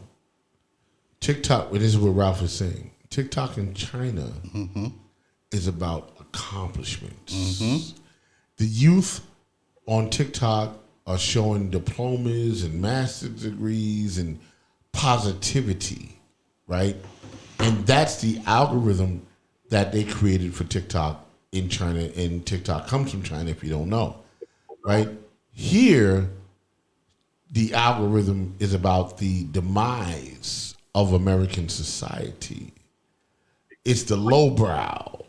If you put something up on TikTok saying that you positive and I got my diploma from high school and I built a robot or anything, that doesn't work with the United States algorithm for TikTok. But in China, TikTok is all about positivity.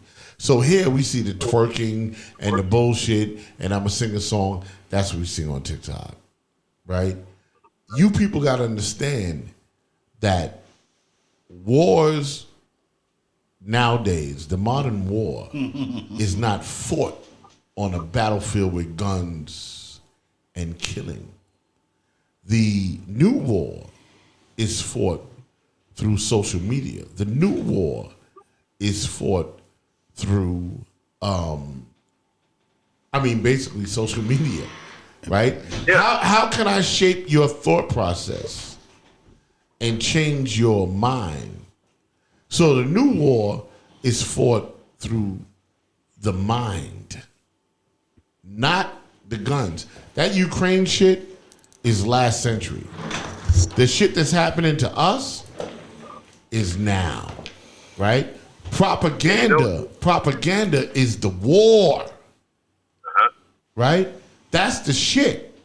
That's the war. Presidents have been elected on propaganda. Right. George Santos was the master of propaganda. Right? And then what you got to understand is Hitler was the master of propaganda. From his playbook. Wait. All the way back to the Egyptians. Listen, here's the stupidity about this whole political process. This guy literally, we've seen him just like Trump lie about everything, and we know everything, and the man's still sitting in power. And now they're the Republicans are trying to get, oh man, we're embarrassed because we can't keep this guy here because it's making us look like idiots. But they already done that, you know? Right. And how can you believe a guy was that? I mean, look what he did about taking away money. The guy's dog died, and he lied about this whole thing with the Pet Foundation. I mean, this guy's a monster. He is a monster. But like they 100%. said, what was that old adage they said? The internet will be the death of us, and it will. And that's the problem, bro. You know what I'm saying? So, right now I'm gonna get into the relationships because we always talk about relationships. And I'm going to punch you out, Ralph. You cool? I'm cool. If I hear you again, if someone comes up, you know I'm going to come back. I know. So we're going to do relationships, all right? But like I said, everybody be safe. Have a good weekend. And remember, beware the internet. And watch Network this weekend. I'll talk to you, Ralph, all right? Right. Stay out of the matrix. See you later. Word. All right, Ralph. My man Ralph in the house. All right, see you guys.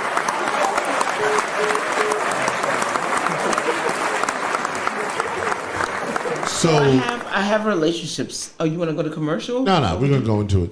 So right now, on this segment of the show, we're going to talk about relationships. We give relationship advice every week. And we get these crazy stories. Robin finds these crazy stories. Like during the week, on Wednesday, Robin goes in, finds some crazy ass relationship shit, and then we get involved in that. So we're going to do relationships. We're going to get into that in about a second.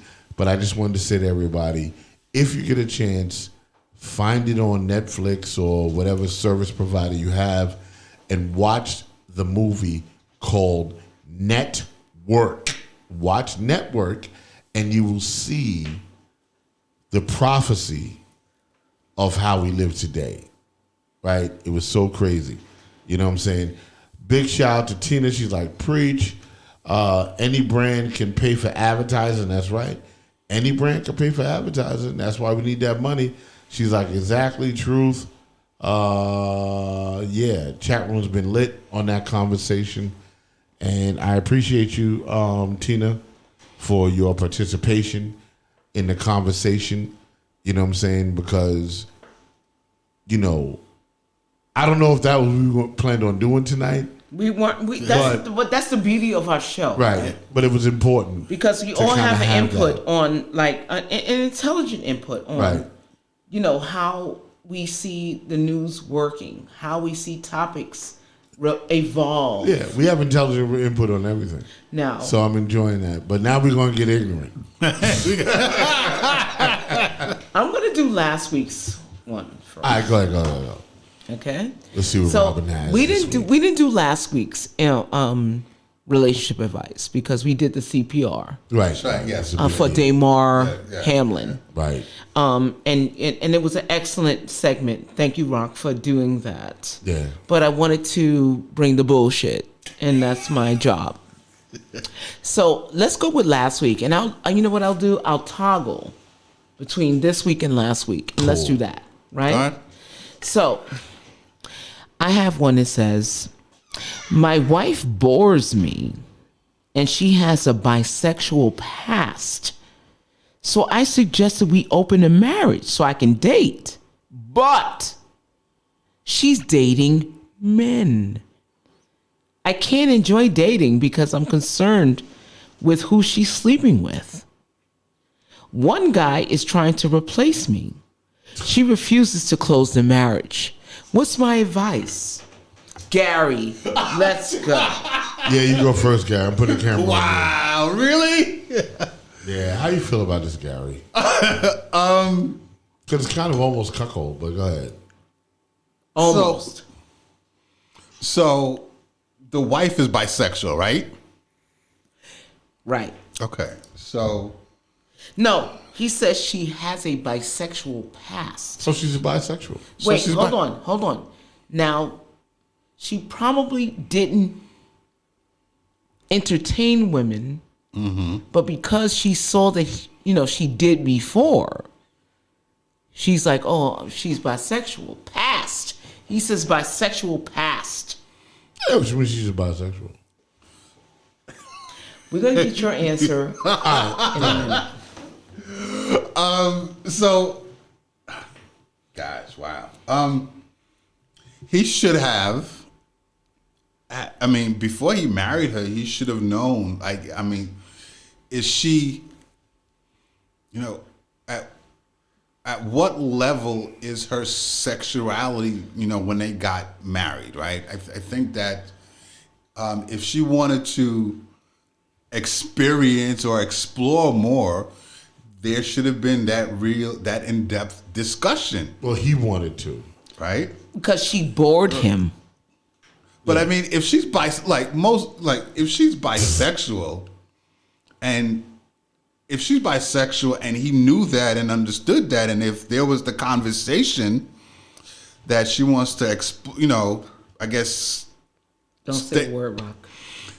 Stay that line, then they could have worked something out. But apparently, she wants to or is exploring with other men, which I get. It sounds like he's not too happy about that. Right.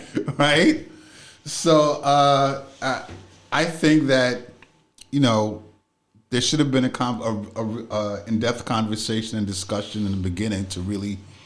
I get it. Iron all that out before it got to that point. I love that, Gary. But when he says she bores me, you know what that means to me? Okay. There's so many levels to this. So there's only a certain amount of sex that a man can have that is just routine for him. But because he knew she dated women, he stuck that in his mind and it was like, you know what? I'm bored. So if she brings another woman into the situation, then things will spice up, right? But because she's bisexual, she likes dick too. And he didn't anticipate that because he was greedy. I get that. And so, but there are some women who, if you're the man, like they want that they want to stick with their one dick, if you will, their man or their boyfriend or what have you, and then they want to have their girl time. I get it. Right? So now if they could sort of have the best of both worlds where they stick with their man and bring in their girl. So that should have been, again, that should have been a conversation. That should have been a serious discussion. Here's the problem. From his point of view, he's bored, but so was she. Oh. So was she. She was bored too. So somebody's not. So where's the communication? No. The thing is, he's greedy. So he's thinking there's another woman coming so he can get some. Yeah, but she's bored too. Wow. So she's bringing men into the relationship that he did not anticipate. But okay, Robin, I get that. But where's the initial conversation? Like they didn't. It doesn't say that they had. So there's no conversation. He said, "My wife bores me." Yeah, I get it. So that means that he's not even looking at her point of view at all. Anyway, that's why he's upset that she's bringing men in. Rock, look at Rock's face. I still have a lot to say. All right, first of all, if your marriage is built on sex, then you don't love the person in the first place. Let's start with that. 2, if the fact that he wanted to introduce other people into it, right? Apparently, he does have feelings, right? You can't go into an open marriage or an open relationship and have actual feelings. You can't, right? Because if you're in love with that person, love is a very selfish thing, right? And you want that person all to yourself. So with this dude, what he did was he was bored in the situation, which means he didn't even want to try to work it out, right? They could have worked that spice shit out between the two of them to work it out. He didn't do that. He was banking on the fact of her bisexuality, that she would date women. He didn't accept the challenge of, he didn't go, you could date, see, in this conversation, he didn't go, you could date men or women. He was hoping for, she would just date women. When she started dating other motherfuckers, other men, now this nigga's threatened. he opened that up in a situation, and I have to say that I don't really think that there's love in that marriage. I don't think there's love It's in that marriage. based on lust? It's based on lust.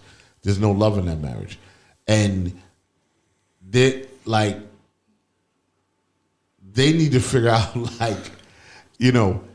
they should be building towards something, but his shit is rooted in the mud, which is the sexual part, right? So what he wants to do is, he's like, I'm bored with her, right? So I want to explore, right? But that was selfish on him. Mm-hmm. He's not going, I'm explore and you can explore anything. So now he's doing what men do, right? And here's what men do. Oh my God, is he better than me in bed? Is his dick bigger than me? Is it this and that? Which is what drives men crazy in that situation. So now he's going crazy. Nigga, let me tell you something. You fucked up from the gate, nigga. Because you actually care. You actually care. And now you didn't care if it was with women, but you also had to not care if it was men either. He didn't anticipate the man. Right. So now that that's happening, now your ass is all fucked up. Now, you know what I'm saying? Now, What? hold on. You fucking blew it, nigga. Now, hold on. What? Well, I got to tell you something. A man can sleep with multiple women and still love his woman. But a woman cannot serve two masters. Whoever is giving her the best shit is the man. That's the way it is. Whoever's giving her the best shit is going to be the man she's going to serve. The man that she had is not going to really be her priority anymore, even if she's married to him. Now, she's according to this, I can't enjoy dating because I'm concerned with who she's sleeping with. Correct. One guy is trying to replace me. Of course. That's the fuck you doing. That's a given. And she refuses to close the marriage. Now, he set the rules, but he didn't set the end. In a game, if this is a game, the way I'm looking at it, you have to say, listen, we have to set the rules, and at a certain point, you cannot get involved with the person that's open with us, right? If it's open with us, then what is, if it's an if-then argument. If this happens, then what now? Right. And there's no if-then in this particular situation, and now he's being replaced. And he obviously didn't set the rules. And she said, I'm going to keep you, and I'm going to keep him. Yeah. She's rocking and shocking. Right. This nigga's caught up. Yep. It's like, nigga, go get some more pussy. Like, go work that shit out. You know what I'm saying? What does the chat room say about this? Huh? Oh, no, go ahead. No, obviously, whoever you're sleeping with isn't dope enough to replace your boring wife. You know what I'm saying? Well, you may be bored with her, but somebody else is thinking she's fucking excited. No, let me deal with him. But she's probably okay. No, let me deal with him. Okay, and I'm gonna say it again. If the motherfucker that he's fucking with was more exciting than his wife, then we wouldn't be having this conversation. Right. So apparently, she ain't that fucking boring, nigga. Right. You know what I'm saying? That's what I'm saying about that. Go ahead, Gary. Or we can go to another one. Go to another one. Oh, okay. Hit it. Oh, I like this one too. Yes, again, lack of communication. So where are the rules? That's what Tina's saying.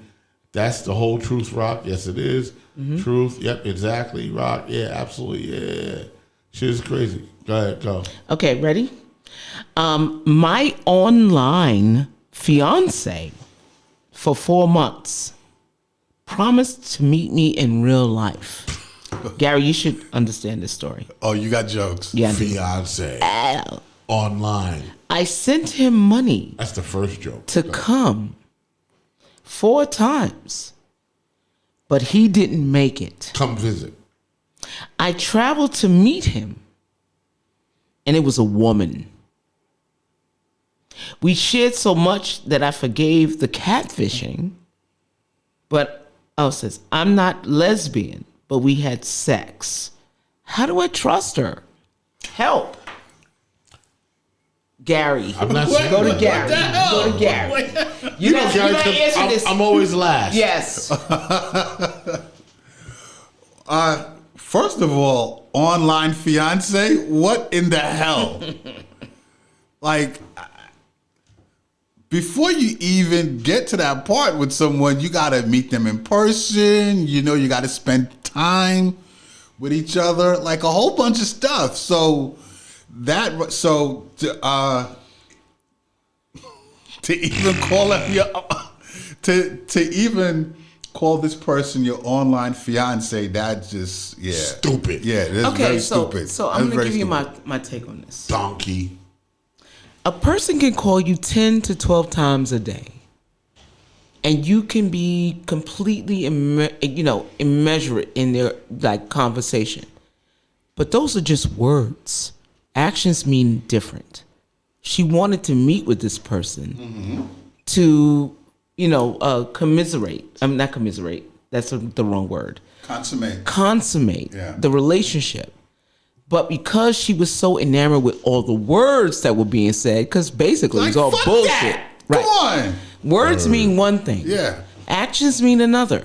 So I don't know how she got to the point where she was talking to this person so long that she got in. How you become a fiance anyway online? I don't understand that. Maybe somebody on the chat. What do you do? You send a ring through the mail? That? Like, how you do that? My online fiance? That don't even make sense. Like, what the? All right. No, you're right, Gary. Go ahead, go off. But I'm just saying, like, you can talk to a person 8 times, 10 times a day.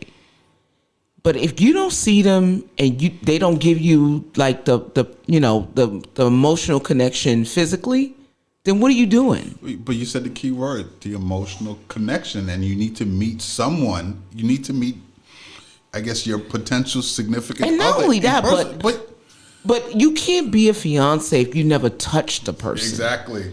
You can't be in a relationship if you don't touch someone. Yeah. You don't hug them. Yeah. You don't kiss them. You can't be a fiance. You can't sign up for no bullshit like this. If you don't fucking touch them or feel them. Words mean one thing. Actions mean another. Mm-hmm. Absolutely. So she's a fucking dumbass. Yeah, basically. Go ahead, Rock. Rock laugh. All right, here's the deal. And I'm going to say it, people. I'm going to say it. She's a dumbass. But let me talk about this situation. People are needy in this world. And they need to be engaged. And these words engage. And they will entice you and it'll feel good. And you'll feel like that shit is real. That's the internet. Mm-hmm. That's the propaganda. Right? Everything she experienced was nothing different than propaganda from the news. It was propaganda. Right? Then she goes and meets this person, finds out the person's actually a man, a woman. She's a female George Santos. Yes, absolutely. She got hit with the George Santos shit, right? And then she ventures to say, I'm not a lesbian, but I had sex with her. All right, let's stop that. Let's get real. Bitch, you a lesbian. All right, let's just start with that, all right? So let's like she's so enamored with the words, right? That she's lost in the action. Right. Right? Because her words, she's like, I'm not a lesbian. But your actions clearly show that you're a lesbian. Right. Like I've heard a wise man say, it doesn't matter how many people you fuck. Once you suck a dick, you're a dick sucker. Exactly. So what are you saying? You're a lesbian. You fucking ridiculous. Right? And then you got caught up in this situation, based on an emotional need, and this woman fulfilled your emotional needs. Right. And that's cool. Ain't nothing with it. But, for you to say that you're not a lesbian, but we had sex, that shit just sounds absolutely stupid to me. It does. You know what I'm saying? You're a fucking lesbian. But you so caught up in the world of words, I'm not a lesbian, right? You're not even considering the action that you did. Because the action is what makes you a lesbian. That's correct. not the words. Right. You know what I'm saying? It's like a dick suck. Right. You're a Listen. man, you suck a dick. You're a fucking... Right. You jacked up, nigga. Right. Yeah, right. You know what I'm saying? Like, you know, you can't be an arsonist unless you actually set a fire. Right. That's correct. That's correct. That's Like, correct. That's correct. So we can move on from that. Bitch is dumb. All right, so and then she wants to trust her. When it was a trust issue in that, right? Yeah. You can't trust her. What was the trust issue? What was that? I'm sorry. What do you mean? She said No, she said what? forgave her for the catfishing. Right. But how to trust her after they didn't had sex? Right. So evidently, First of all, you can't trust yourself. right, exactly. Bitch, you all wrong. And then you like, How you gonna trust her when you can't trust? You gotta ask yourself the question. Right, like, damn. How do I trust me? Right, because I'm not a lesbian. Right. But I do lesbian things. Right. But I do. Right. I'm not a lesbian, but I do lesbian things. Right. So Like, what the fuck you I'm talking gonna give about? you 3 more. Okay. I'm gonna kick that bitch out. All Poof, right. done. All right. Straight. This is the third one from last week that we didn't do. Yeah, go ahead, hit me. My man got away from his wife and spoiled me for my birthday. This was the first time he stayed out all night with me. Ooh. Because he died in his sleep. Oh, nigga dropped dead? I'm heartbroken. Oh, wait. He died? In his sleep. In his sleep. Oh, okay. Next to her. Right. All right, glad. I'm heartbroken. I want to heal, but his wife refuses to forgive me. I have nightmares and need closure. What is my advice? All right. Gary. I'll deal with that. Well, I just want to deal in the chat room. And Tina said, so can you trust a bisexual? No. And the answer to that, Absolutely not. listen, if the bisexual is lying about their bisexuality, then you can't trust that. If the bisexual is going, listen, I'm a bisexual and I like to swing both ways, then you can trust that because the nigga's up front. The woman's up front. But you can't hide a lying bisexual. You can't do that. No. First of all, Lying is the key even word. if the person did tell you up front, you have triple threats here. You like, if this person is not in, like, if this person that I'm dealing with that's a bisexual decides to go and cheat, they can pick anybody they want. It doesn't have to be a female or a male. They can be like, you know what? I feel like hamburger today. Right. It's Tuesday. I agree. Hamburger. I agree with the playing field Hot issue. dogs today. And I agree with that. But I'm only saying that if the bisexual's up front with the bisexuality, right? And they're like, this is what I do. If you're straight and your partner's bisexual, you cannot trust them. That's not true. No. I disagree. If the bisexual person is saying, hold on, that I'm bisexual and I'm going to explore my bisexuality while I'm with you, then he's or she is telling the truth. But that's right? fine. That's all I'm saying. And it's your choice to stick with them or not. Correct. So she was just simply asking, can you trust a bisexual? No, that is right? no, I can't. Right. Listen, Gary. I mean, I wouldn't have trusted a bisexual. You know what I'm saying? You know what? No, that's not fair. I'd be concerned. I'd be a little concerned with that. I'd be like, well, damn, you know what? As a bisexual, you've experienced 2 different sensations, right? And you have not made a choice on one sensation or the other. So I'd probably be a little concerned about that. You know what I'm saying? In the chat room, so apparently he knew to begin with, though, yes. Monday meets. Meat, hamburger. Tuesday, Monday meets. hot dogs. And you're right, Tina. Anyone can cheat. You know what I'm saying? Taco Tuesday. Anyone does cheat. That's what Maury's about. Right. You know what I'm saying? So. But the problem is that when you find out your partner has cheated with, the same sex or an opposite sex, let's say, well, with a bisexual, you just don't know. No. The problem is that your problem is increased twofold because your partner has gone behind your back to cheat on you. But it doesn't matter what the gender is at this point now. Everything's open. They could cheat on you with a woman or a man, but it's still a broken trust, right? Absolutely. See, if you're lying, again, I think if you're lying about it, then yeah, that's definitely an issue. Principal needs to be here, right? But I mean, if you're, if you discuss this with your partner and it's understood, then that's what the situation is. Now, I know in my experience, I've dealt with a number of bisexual women, and I never had any problem. That you know of. I've never had any. I never had it.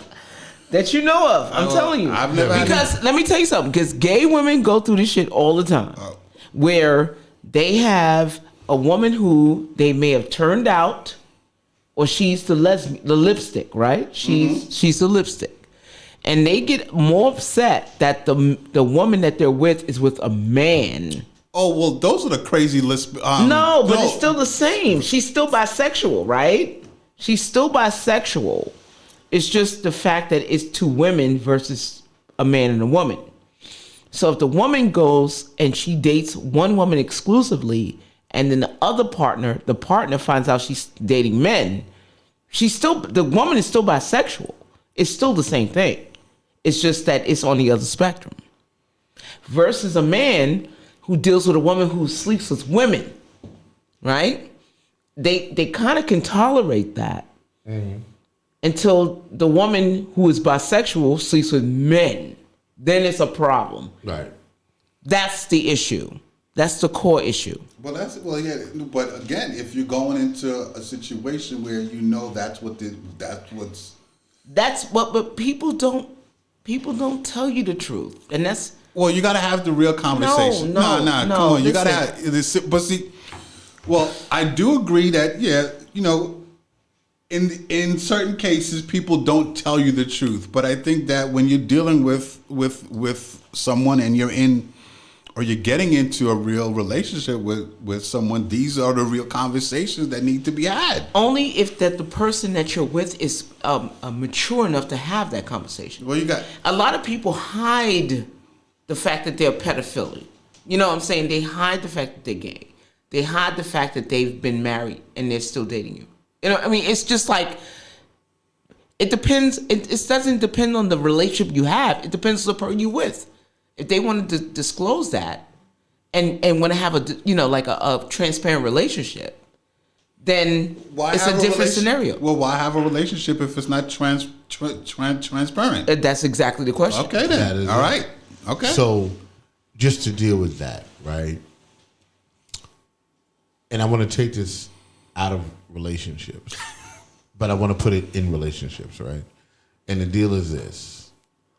I don't care if you're a lesbian or you're gay as a man, right? The foundation of the relationship is based on the actual person. Yep. Right? You can have a really bad lesbian relationship because the woman you're having that relationship with ain't right because they ain't never been right.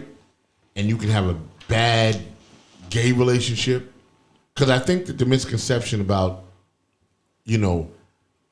gay relationships is that because you're the same sex that you actually get along. And this is a myth. No, that's a myth. This is a myth. Actually, you usually don't get along at all. Right. Because you're both the same sex. And that's been shown throughout time. I mean, Freddie Mercury was abused and, by women too. But he was abused by men, right? So you would think that, because he was with a man, the man would understand, but they abused his ass. And with lesbians, it's the same thing. They end up in these relationships, right? That the problem with the relationship is the actual person you're in the relationship with. It's a power dynamic. Right? No. It's the problem with the person you're in a relationship with. If the person that you're in a relationship is fucked up, then the relationship's going to be fucked up. Okay. If the person that is a lesbian or a homosexual, a great point, right? They're just going to be who they are, right? Right. So the myth that because there's two women involved in a relationship or two men involved in a relationship because they know each other they're going to get along is fucking false. Right. Because any relationship is based on character.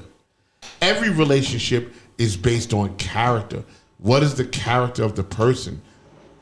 Business relationship, friendships, whatever, is based on the character of the person. That's true. And it's also based on transparency. Correct. I'm sorry.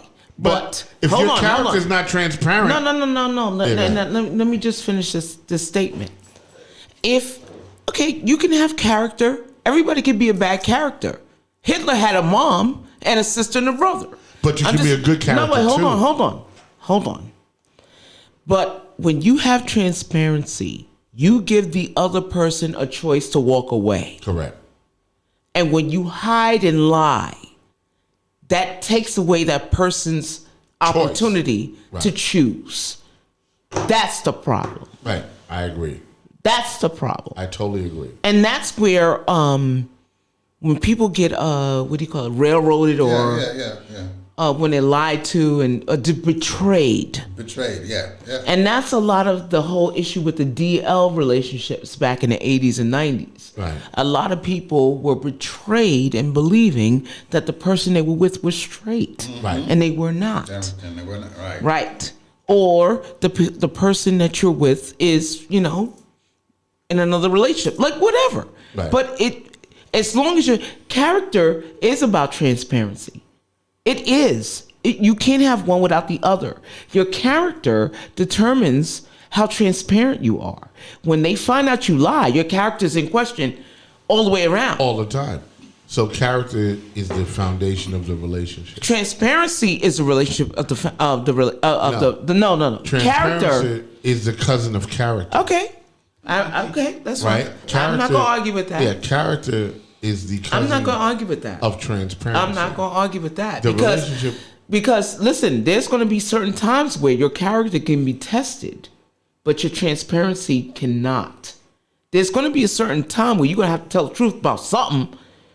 Why would you carry that? Your character may be compromised, but the truth is still the truth. But your character is always your character. There's people in jail right now dealing with this. Your character is always your character. Doesn't matter. Okay. Because the foundation of transparency. Well, if your character is that you're like George Santos. Hold on. The transparency. Chat room's going. Right? The transparency. Your character is everything. George Santos's character was all artificial. So he was never being transparent, right? His character was not transparent. His character was a swindler. Fine. Right? It was a faker. Mm-hmm. Right? So character is the foundation of every relationship. I love this. That's what it is. Okay, but here's another flip side of George Santos that you're probably not considering. George Santos was always gay. That was his character. That's correct. So his transparency was already compromised when he started lying to people about that. Yeah. But his character was always... No. No one knew. His character was No always... one knew until those photos came out that he was gay. His character... was always flawed. Wait. However... Not what he presented. Oh, so then... Let's go. I love this conversation. I love it. Because your character can actually be built. Your character can be built on a lie, but your fundamental truth is who you are. No. Yes. No. He just built a character based on a Republican... He built character. Character is this. Oh, my God. This is what I'm saying. Character is the foundation of the human being that you actually are. You can build a false character. Bugs Bunny was a character. Hold on a second. Yeah, that's correct. That's right. So you can build a false character. Hold on. But Bugs Bunny was a combination of a couple of different people, right? It was a character. Yes, but that character was not real. Correct.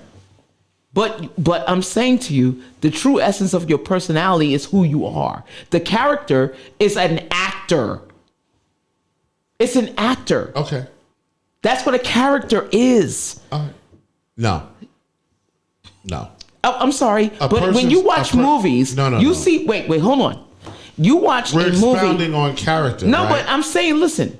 If you watch a movie, You see one actor like Denzel Washington. Yes. You'll see him play a character and you believe that shit because he could play it so well. Correct. But he's not that person in real life. Right. Is his character his real self? Or is it the character that is falsely emanated to make you give him an Oscar? The character is the one that's built. Correct. So where's the lie? But Denzel's true character is very different than the character he creates in movies. Guess what? We don't know who that is. We only know what he's being paid to do as a character actor. No. Hold on for a second. You're right. We don't know who that is.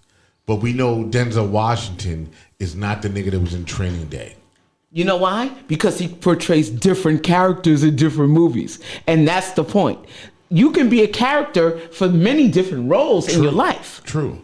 But your true character, right? When you base it in a relationship, yes, you can shape a character, you can create a character, and so on and so forth, right? But the foundation of who you are is the part of that relationship that what it is. Yes, George Santos created a character, right?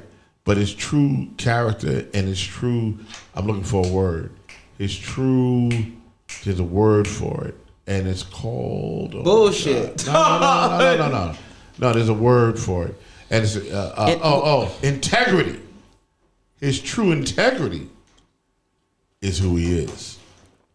And sir, who is that? He has no integrity. I'm sorry. No, he has. You're bugging. He has some integrity. No. He has all integrity. But it's for the wrong reasons. Right? No. Because integrity doesn't mean good or bad, right? Integrity is simply who you are and how you react. Gary. No. Listen, if I say to you, Gary, I go to you, I go, yo, Gary, listen, man, you sitting next to me, man, we chilling out. But if you get up and you go to the bathroom, I'm going to steal your fucking wallet, right? And then me and you talk and we have a good time, we laugh and we drink, and then you get up, right? And you go to the bathroom and I steal your wallet, guess what? That's integrity. Fine, but that also involves transparency. I told him No, who I was. wait. Hold on. We talked about character versus transparency, right?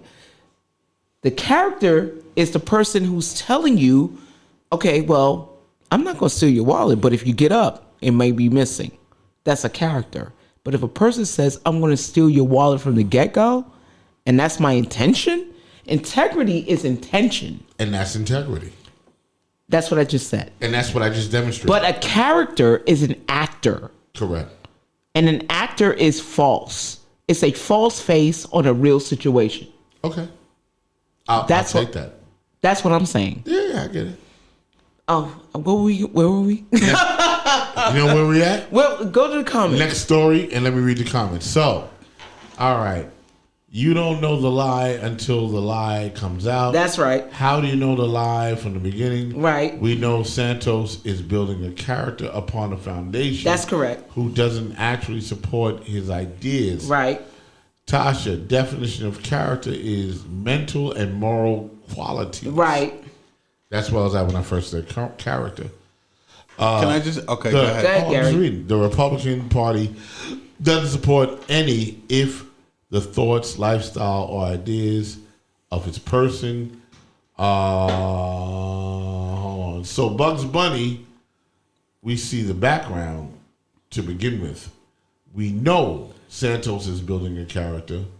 Hold on, just moved a little bit. Santos is building a character upon a foundation who doesn't actually support his ideas. That's correct. That is absolutely right, Tina.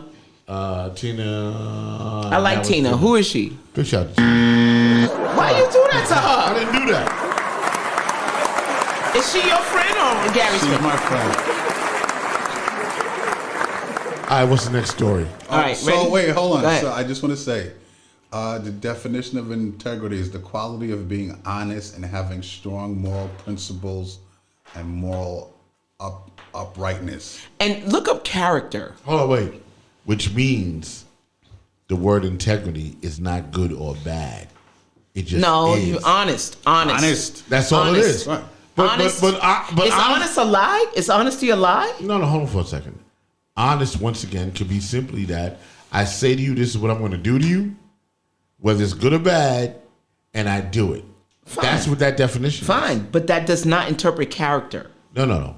I'm dealing with integrity. No, it's fine, but it still does not interpret character. Not there. I'm just defining what he read. Now, I get that. All right. It still does not determine character. No, yeah. Yeah, right. Next story. Okay. I have a sensitive issue. I'm white. My wife of 6 years is white. They both white. The older my 4-year-old gets, the darker she looks. My dad asked me, whose kid are you raising? Wife says, So this is the grandfather. she drank coffee during her pregnancy, and that boosted the melanin in our daughter. Help. No way. Yeah, go ahead, Gary, go. She got that D. Yeah, she got the D. Tyrone. Yeah. She called Tyrone. That's what happened. Tyrone, Jerome, Yeah. Jaquan. Yeah, so she got some. Yeah, she got some dark chocolate put inside her. Yeah, she got that Jello pudding. She got that Jello pudding. Yeah. I have nothing to add. Rock. I enjoy this. And I'm going to tell you why. Because this story that she's talking about, she drank too much coffee, and that's why this nigga's dark. I've heard this before. I was just gonna say, I read that before. I've heard this story before, and the deal is this: she stepped out. It's a black kid. It's a black father. Not only is he dark, but he don't look like either one of y'all. Let's just go with that. So, that shit is crazy. Like, help. All right. Here's the help, bro. In the words of Public Enemy, don't believe the hype. All right? She stepped out. Coffee don't do that to people, right? If food was like that, Yeah, right. you would be, if your mama ate pig feet, then you'd be a pig. You know what I'm saying? Like, nigga, listen, you reaching out for help because you need confirmation, right? And I'm here to confirm for you. DNA test. Go get a DNA test. And if you get that DNA test, here's what I want you to do. And it comes back that this is your child. I want you to come on the show and put it in the chat room. Well, you know what? And put that shit in the chat room with the evidence that she drank too much fucking coffee. No, but hold on. Remember Devil Wears a Blue Dress? Yeah. Remember, the girl looked like she was white. Right. But she was actually half black. Now, she could have been in that spectrum where someone in her family was black. And she didn't want to tell her husband because her husband probably was racist or something. Okay. That could have been a possibility as well. Listen, I'm down for it. Yeah, Maybe she's got black in her. Yeah. Or somewhere. Right? Or in her. Right? In her. I'm going with the in her part. But what I am saying is, yo, bro. Get a DNA test. And put it on the show. Right. So that we can scientifically Maury says. We want to scientifically prove that drinking too much coffee, and that must have been a lot of fucking coffee. Yeah, where did she get that argument from? I don't know, but it's beautiful. Is it? I love it. Okay. Listen. Well, why not hot chocolate?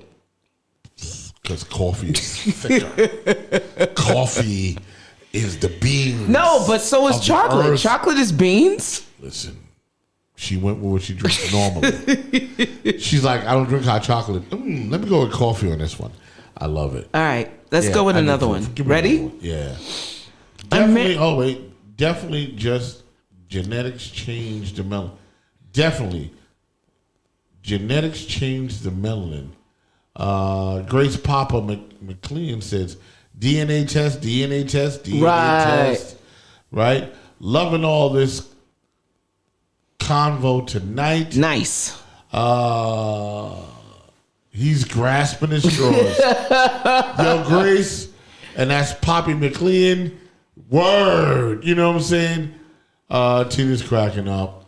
Nice. Oh, my goodness.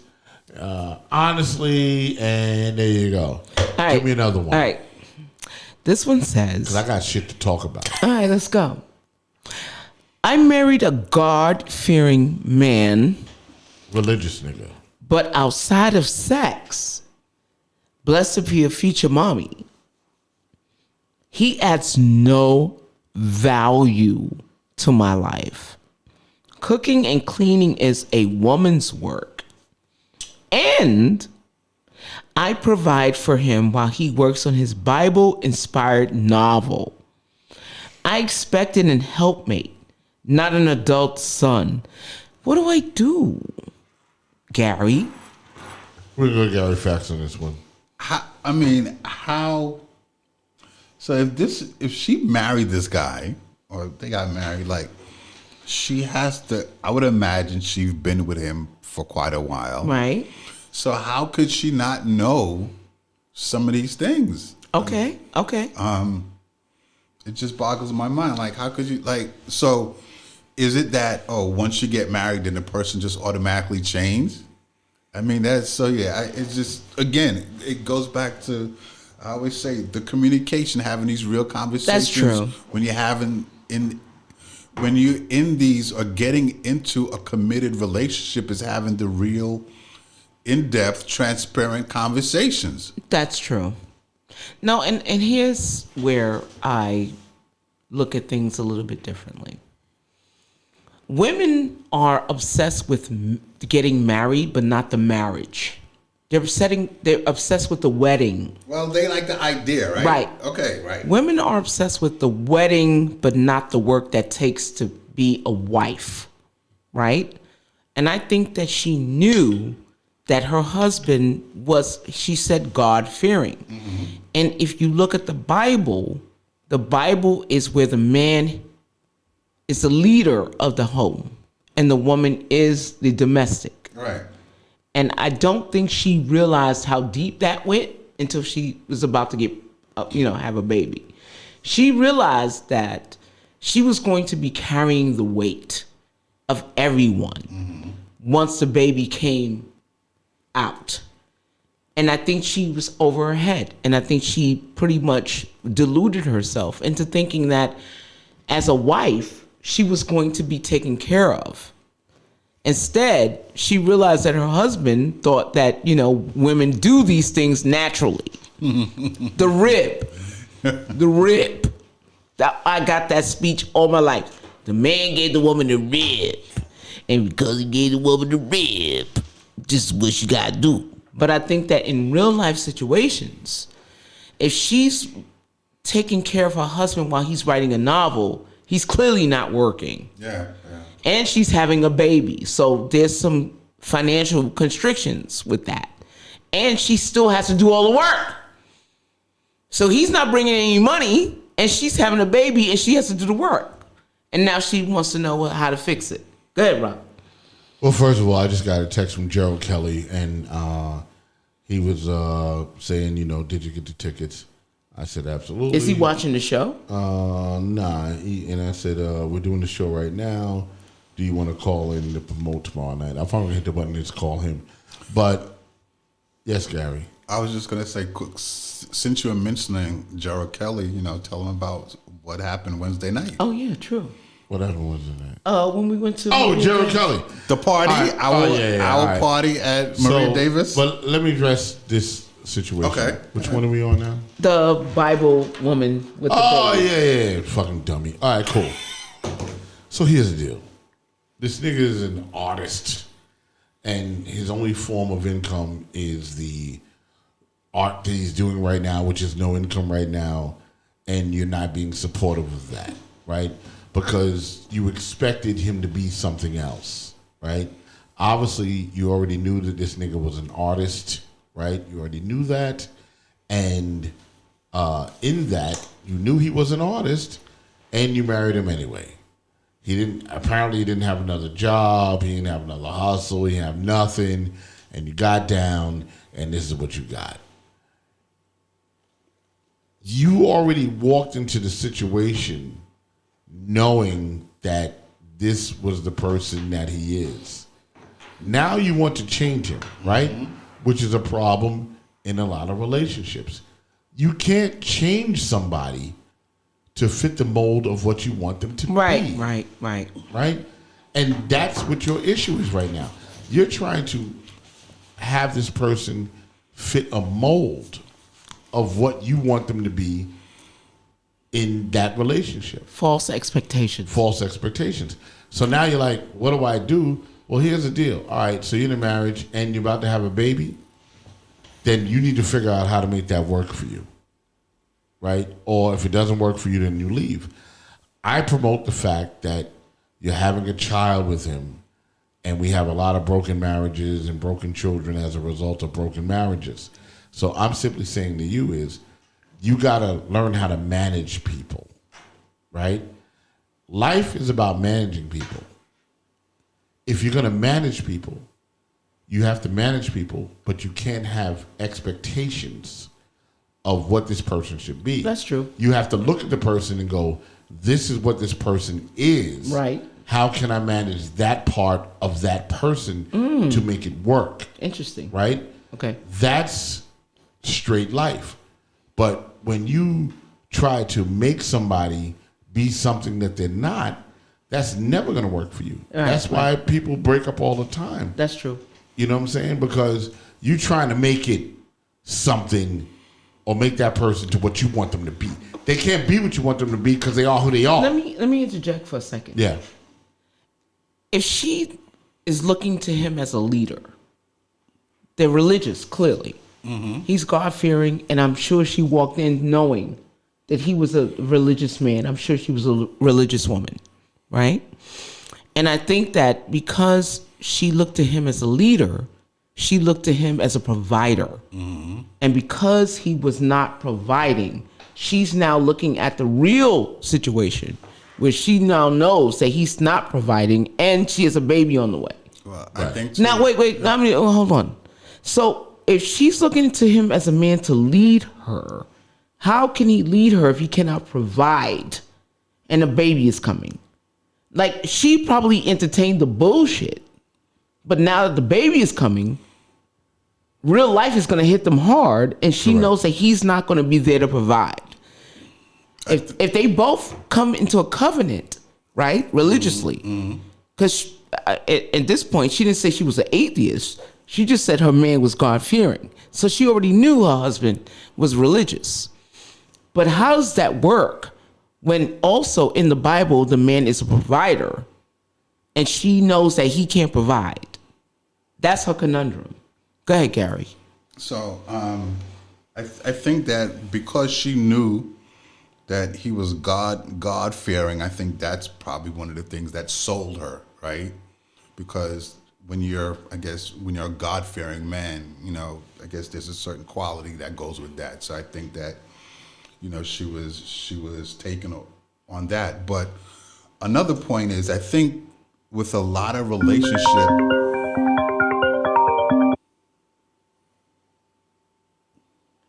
Hey, what's up, Ollie? You watching the show? I'm sorry, you're in the show still? Yeah, I'm still on the show. Okay, sorry about that. Call me after. I bet. Bye, my man. Big shout out to Olsen. So the other point is, I think that a lot of relationships, I guess from the woman's point, I think that there's the idea versus the reality. Right. And I think a lot of times women get that crossed, right? So you get in the relationship and the idea that they have in the mind of how he's supposed to be versus the reality of how he is. Right. And I think that goes to my point was, women are obsessed with the wedding but not the marriage. Well, see, exactly, right. And see, you also said something about putting in the work. Mm-hmm. The idea, you don't got to put in the work, right? Well, work does not involve happiness sometimes. Right. So, you have to keep things going. Absolutely. And you may not like it. Exactly. Right? So but see, I think now. Big shout out to my man Violator Radio in the house. Hey. My man Dave is in the house. Hey, Dave.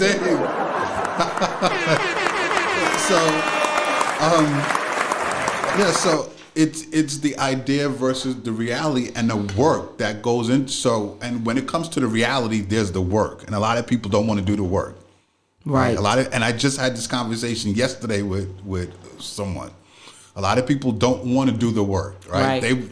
I think that the expectation is that the idea becomes the reality, and that's Right. not how this happens. Right. You got to put in the work. That's true. You got to put in the work. And sometimes that work does not involve happiness. That's true. Sometimes you got to keep things going and keep things moving, and that it becomes not an issue. It's selfish, right?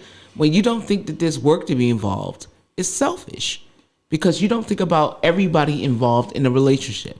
Sometimes you have to make sacrifices for everyone to live a certain way. Absolutely. And when you decide to think about yourself, you let everything fall apart. I think that's just my. I would like to deal with this situation. Let's go. From a standpoint of this.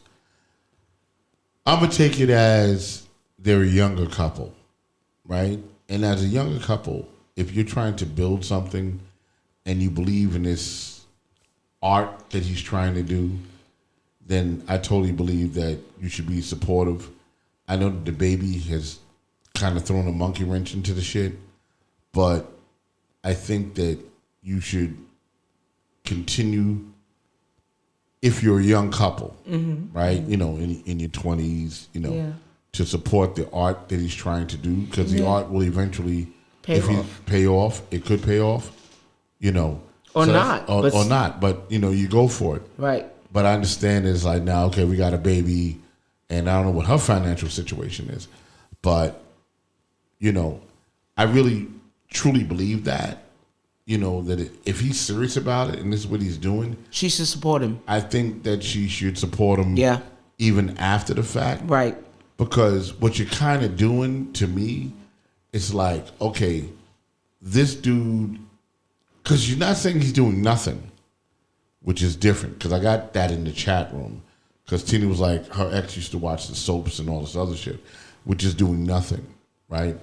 I've talked to women that were successful, doctors, women that were doctors, that were like, yo, my boyfriend sits on the couch all day and plays video games. Like, how do I deal with that? You know, so just bang her out. Nah, because that wears thin quick. Because you be like, all right, nigga, now what the fuck else? No, because Right? she wants somebody else to come back around. No. She's already dealing with the nigga on the couch. No, not at all. He's homeless. Because that kind of because that kind of simplifies it, really, right? It's not. No, it ain't that. It's this dude is not mentally stimulating. He's not intellectual. He's not sexual. There's nothing fucking going on, and she's like this. I gotta find another nigga. That's you. Right? That's you. Which is what? That's you. She's looking for you. Right. Yeah. Or somebody like me. But with that being said, because she already knew. All right. Once she realized, she spent 12 years in school. 12 after college. Who, her? What, the doctor lady, whoever. Okay. She spent 12 years outside of high school to end up with a bum nigga? Correct. And she's looking for you to relieve her from her stress? Right. Okay. That would be correct. In other words, just for clarity in that, she's looking for anyone that's even no. She's looking for anyone that's even like me. No, listen, first of all. To be like, yo, I need that, right? It's not the physical person, but it's the ideology of what she's looking for. No. Hold on. She's not strong enough to what do you call it? When you take your man and you motivate him to do more. Mm-hmm. She's not even that kind of woman to do that for her man, and she's looking for the easy way out to get you? No. Well, that's what she's doing because... No, hold on. What I'm saying is this. Because now we have a movie part of it. No, right? wait. Hold on. You telling me about a woman who wants you instead of the man that's sitting on her couch. That's not a movie. No. Is that your movie? What I'm saying is this. No, listen. What I'm saying is this. What I'm saying is she has the guy that she's been with. And he's not doing anything. Right? Any woman that is with a person that is not motivated, that's not doing anything, is going to look for somebody that is.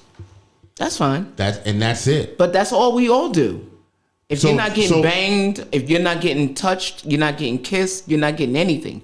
Women are not happy at all. At all. With anything. It doesn't matter. If you're not doing anything for the woman, she's going to look for another man. It's easy. But if she's not motivating the man that she's with, she's not going to put in the work. So what is the point? All she's doing is monkey barring her way into not doing anything to make her man better. She's just going to take whatever she can get at the moment. So you want to fuck with that? You go and do that. But I'm telling you right now, she ain't going to be no benefit to you. Because she's never going to motivate you to do anything. She's just going to rely on you to just take care of her. To do stuff. Absolutely. Absolutely. And good luck with that.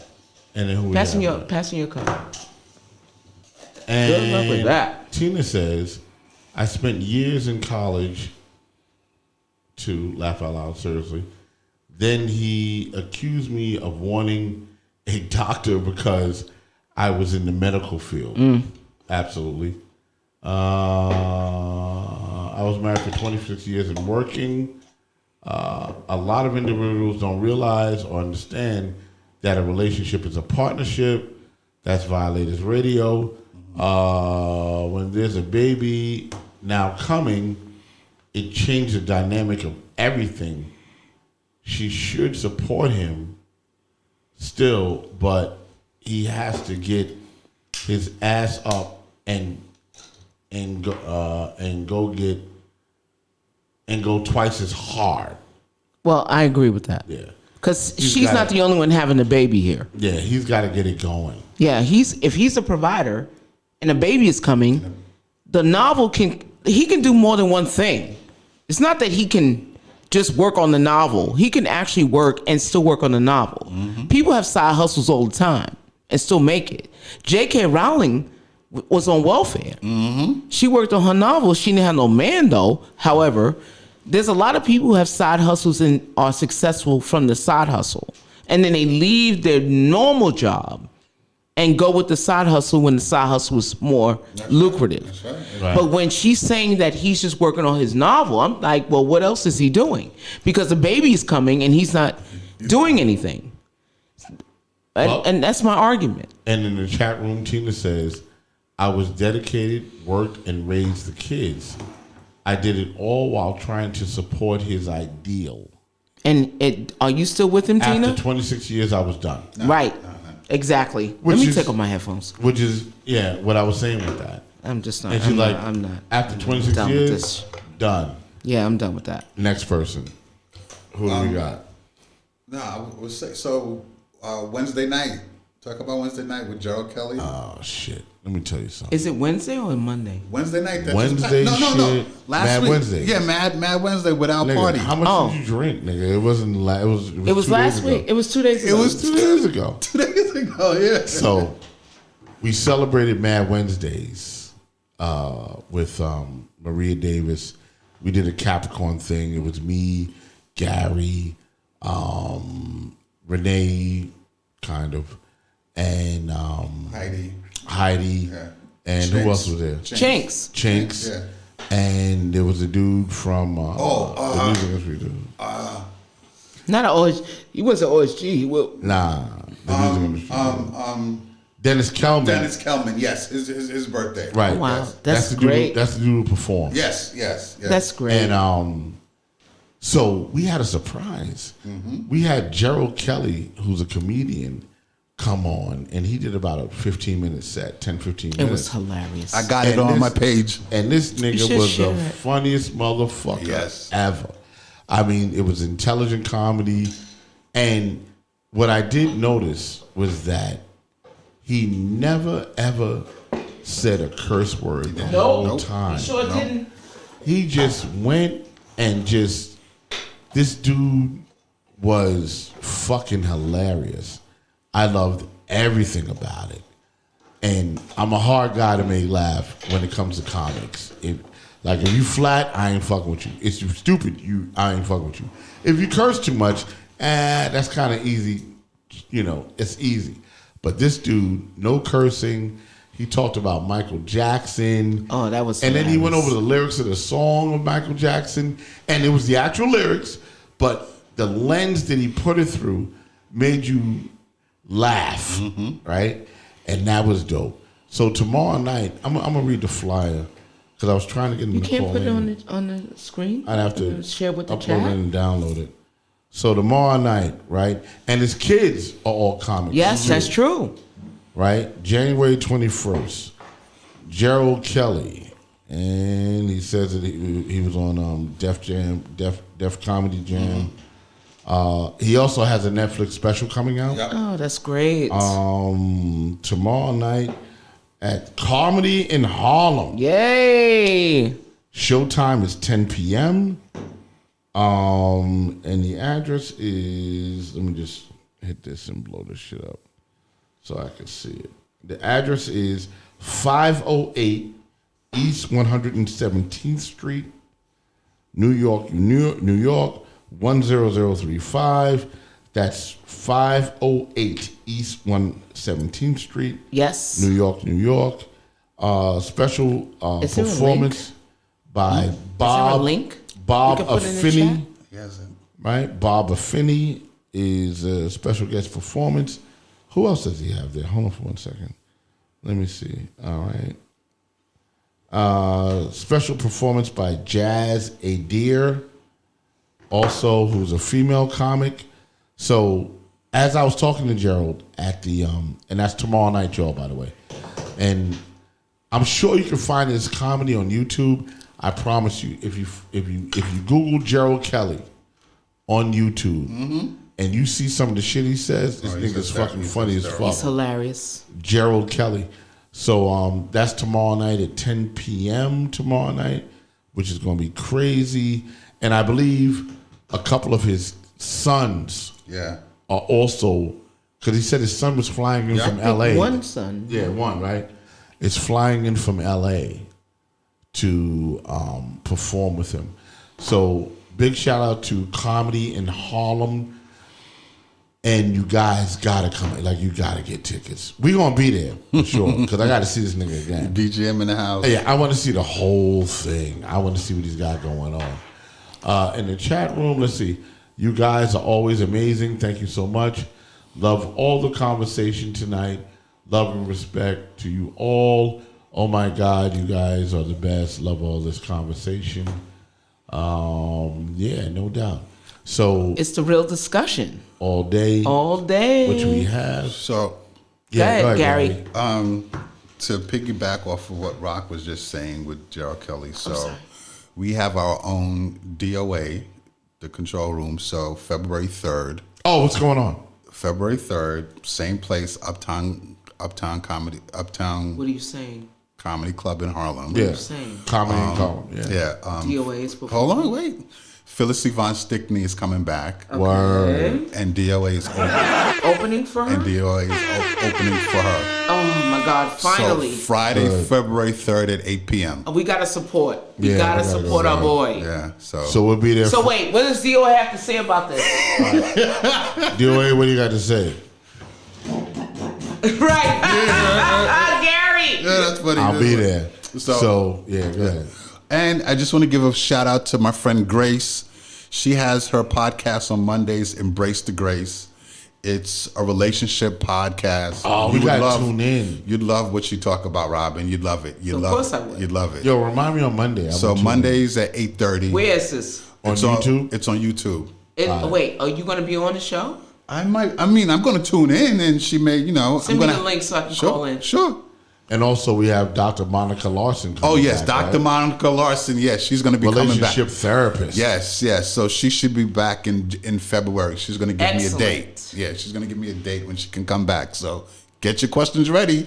Word. Nice. We're going to bring in a professional. Yeah. So listen, it was great. Love you guys. I'm glad you guys tuned in. for the night and spend your Friday night with us. Absolutely. Like You know and what I'm saying? subscribe. Absolutely, because without us, there wouldn't be no you. Absolutely. Big shout out to Violators Radio, and they're on tomorrow night. What's the time on Violators Radio? They have a new time from 4 until 6, I believe. Nice. And they're on, what's the network they're on? Rebel Squad Radio. Rebel 8? Rebel 8? Rebel 8 Squad. Rebel 8 Squad Radio, yeah. Word up. And that's awesome. Yeah. So we're going to see you guys. Thank you for tuning in. Thank you for all the comments. We love you. Thank you for all the energy. And Tina gave the energy tonight. Yeah, she was Shout hot. out to Tina. And Embrace the Grace. She was heavy Yes. tonight in the chat. You know what I'm saying? And I mean, it was good. It was good. A lot of dialogue. Big shout out to Ralph who called in. Yes. DOA, of Who course. called in, you know, and all that stuff. So we want to thank you for tuning in, and we're going to punch out, and we'll see you next week. I believe Maria Davis is coming back on Monday. Yes, she'll be back Monday. Yes. Yeah. So we're going to do that. That's just going to be dope. And we got Hip Hop Boulevard Sunday. Oh, we're in on Sunday. Okay. Kev Rockwell. Isn't it one night you're coming? Don't know, but what's happening with conversation? Kev Rockwell. On one night you're? No, on Hip Hop. I'm sorry, Hip Hop Boulevard. Hip Hop. What's he doing? Going to come on and have an Hold on, wait. Kev, exactly, Rock. I was like, look. You gotta come. Nigga, you ain't saying the whole thing. What? He just did. DJ Kev Rockwell. It's coming to the studio? It's coming to the studio. Oh, I'll be here. Next Sunday? No, it's Sunday coming. I love Kevin. Yeah. Oh man, that's my man. They did a routine at the Universal Hip Hop Museum. Was it Christmas Eve? No. Oh, you talking about me and him? Yeah. Yeah, it was a few days before New Year's Eve. The 23rd. I think it was the 23rd when or we did before the, Christmas. Yeah. Yeah, before Christmas. Yeah, I rocked with Kev Rockwell. I know Kev for years. That's so dope. Yeah, I'm gonna do that interview. And for those of you that don't know who he is, the Art of Rap tour that goes out, he's the DJ for it. Correct. Nice. And if you don't know, his history was he was down with the Fantastic Five, Grand Wizard Theodore, and Kev was the other DJ that was part of that. And if you doubt what I'm talking about, all you got to do is watch Wild Style. That's right. If you watch Wild Style, you will see Kev in Wild Style. True Kev promotion. He has on a shirt that says Kev Rockwell. That's right. Fantastic Five on. So big shout out to Kev. Can't wait to see you on Sunday, Kev. You know what? I'm punching out, and we're going to be what it's about. All right, y'all? Hey.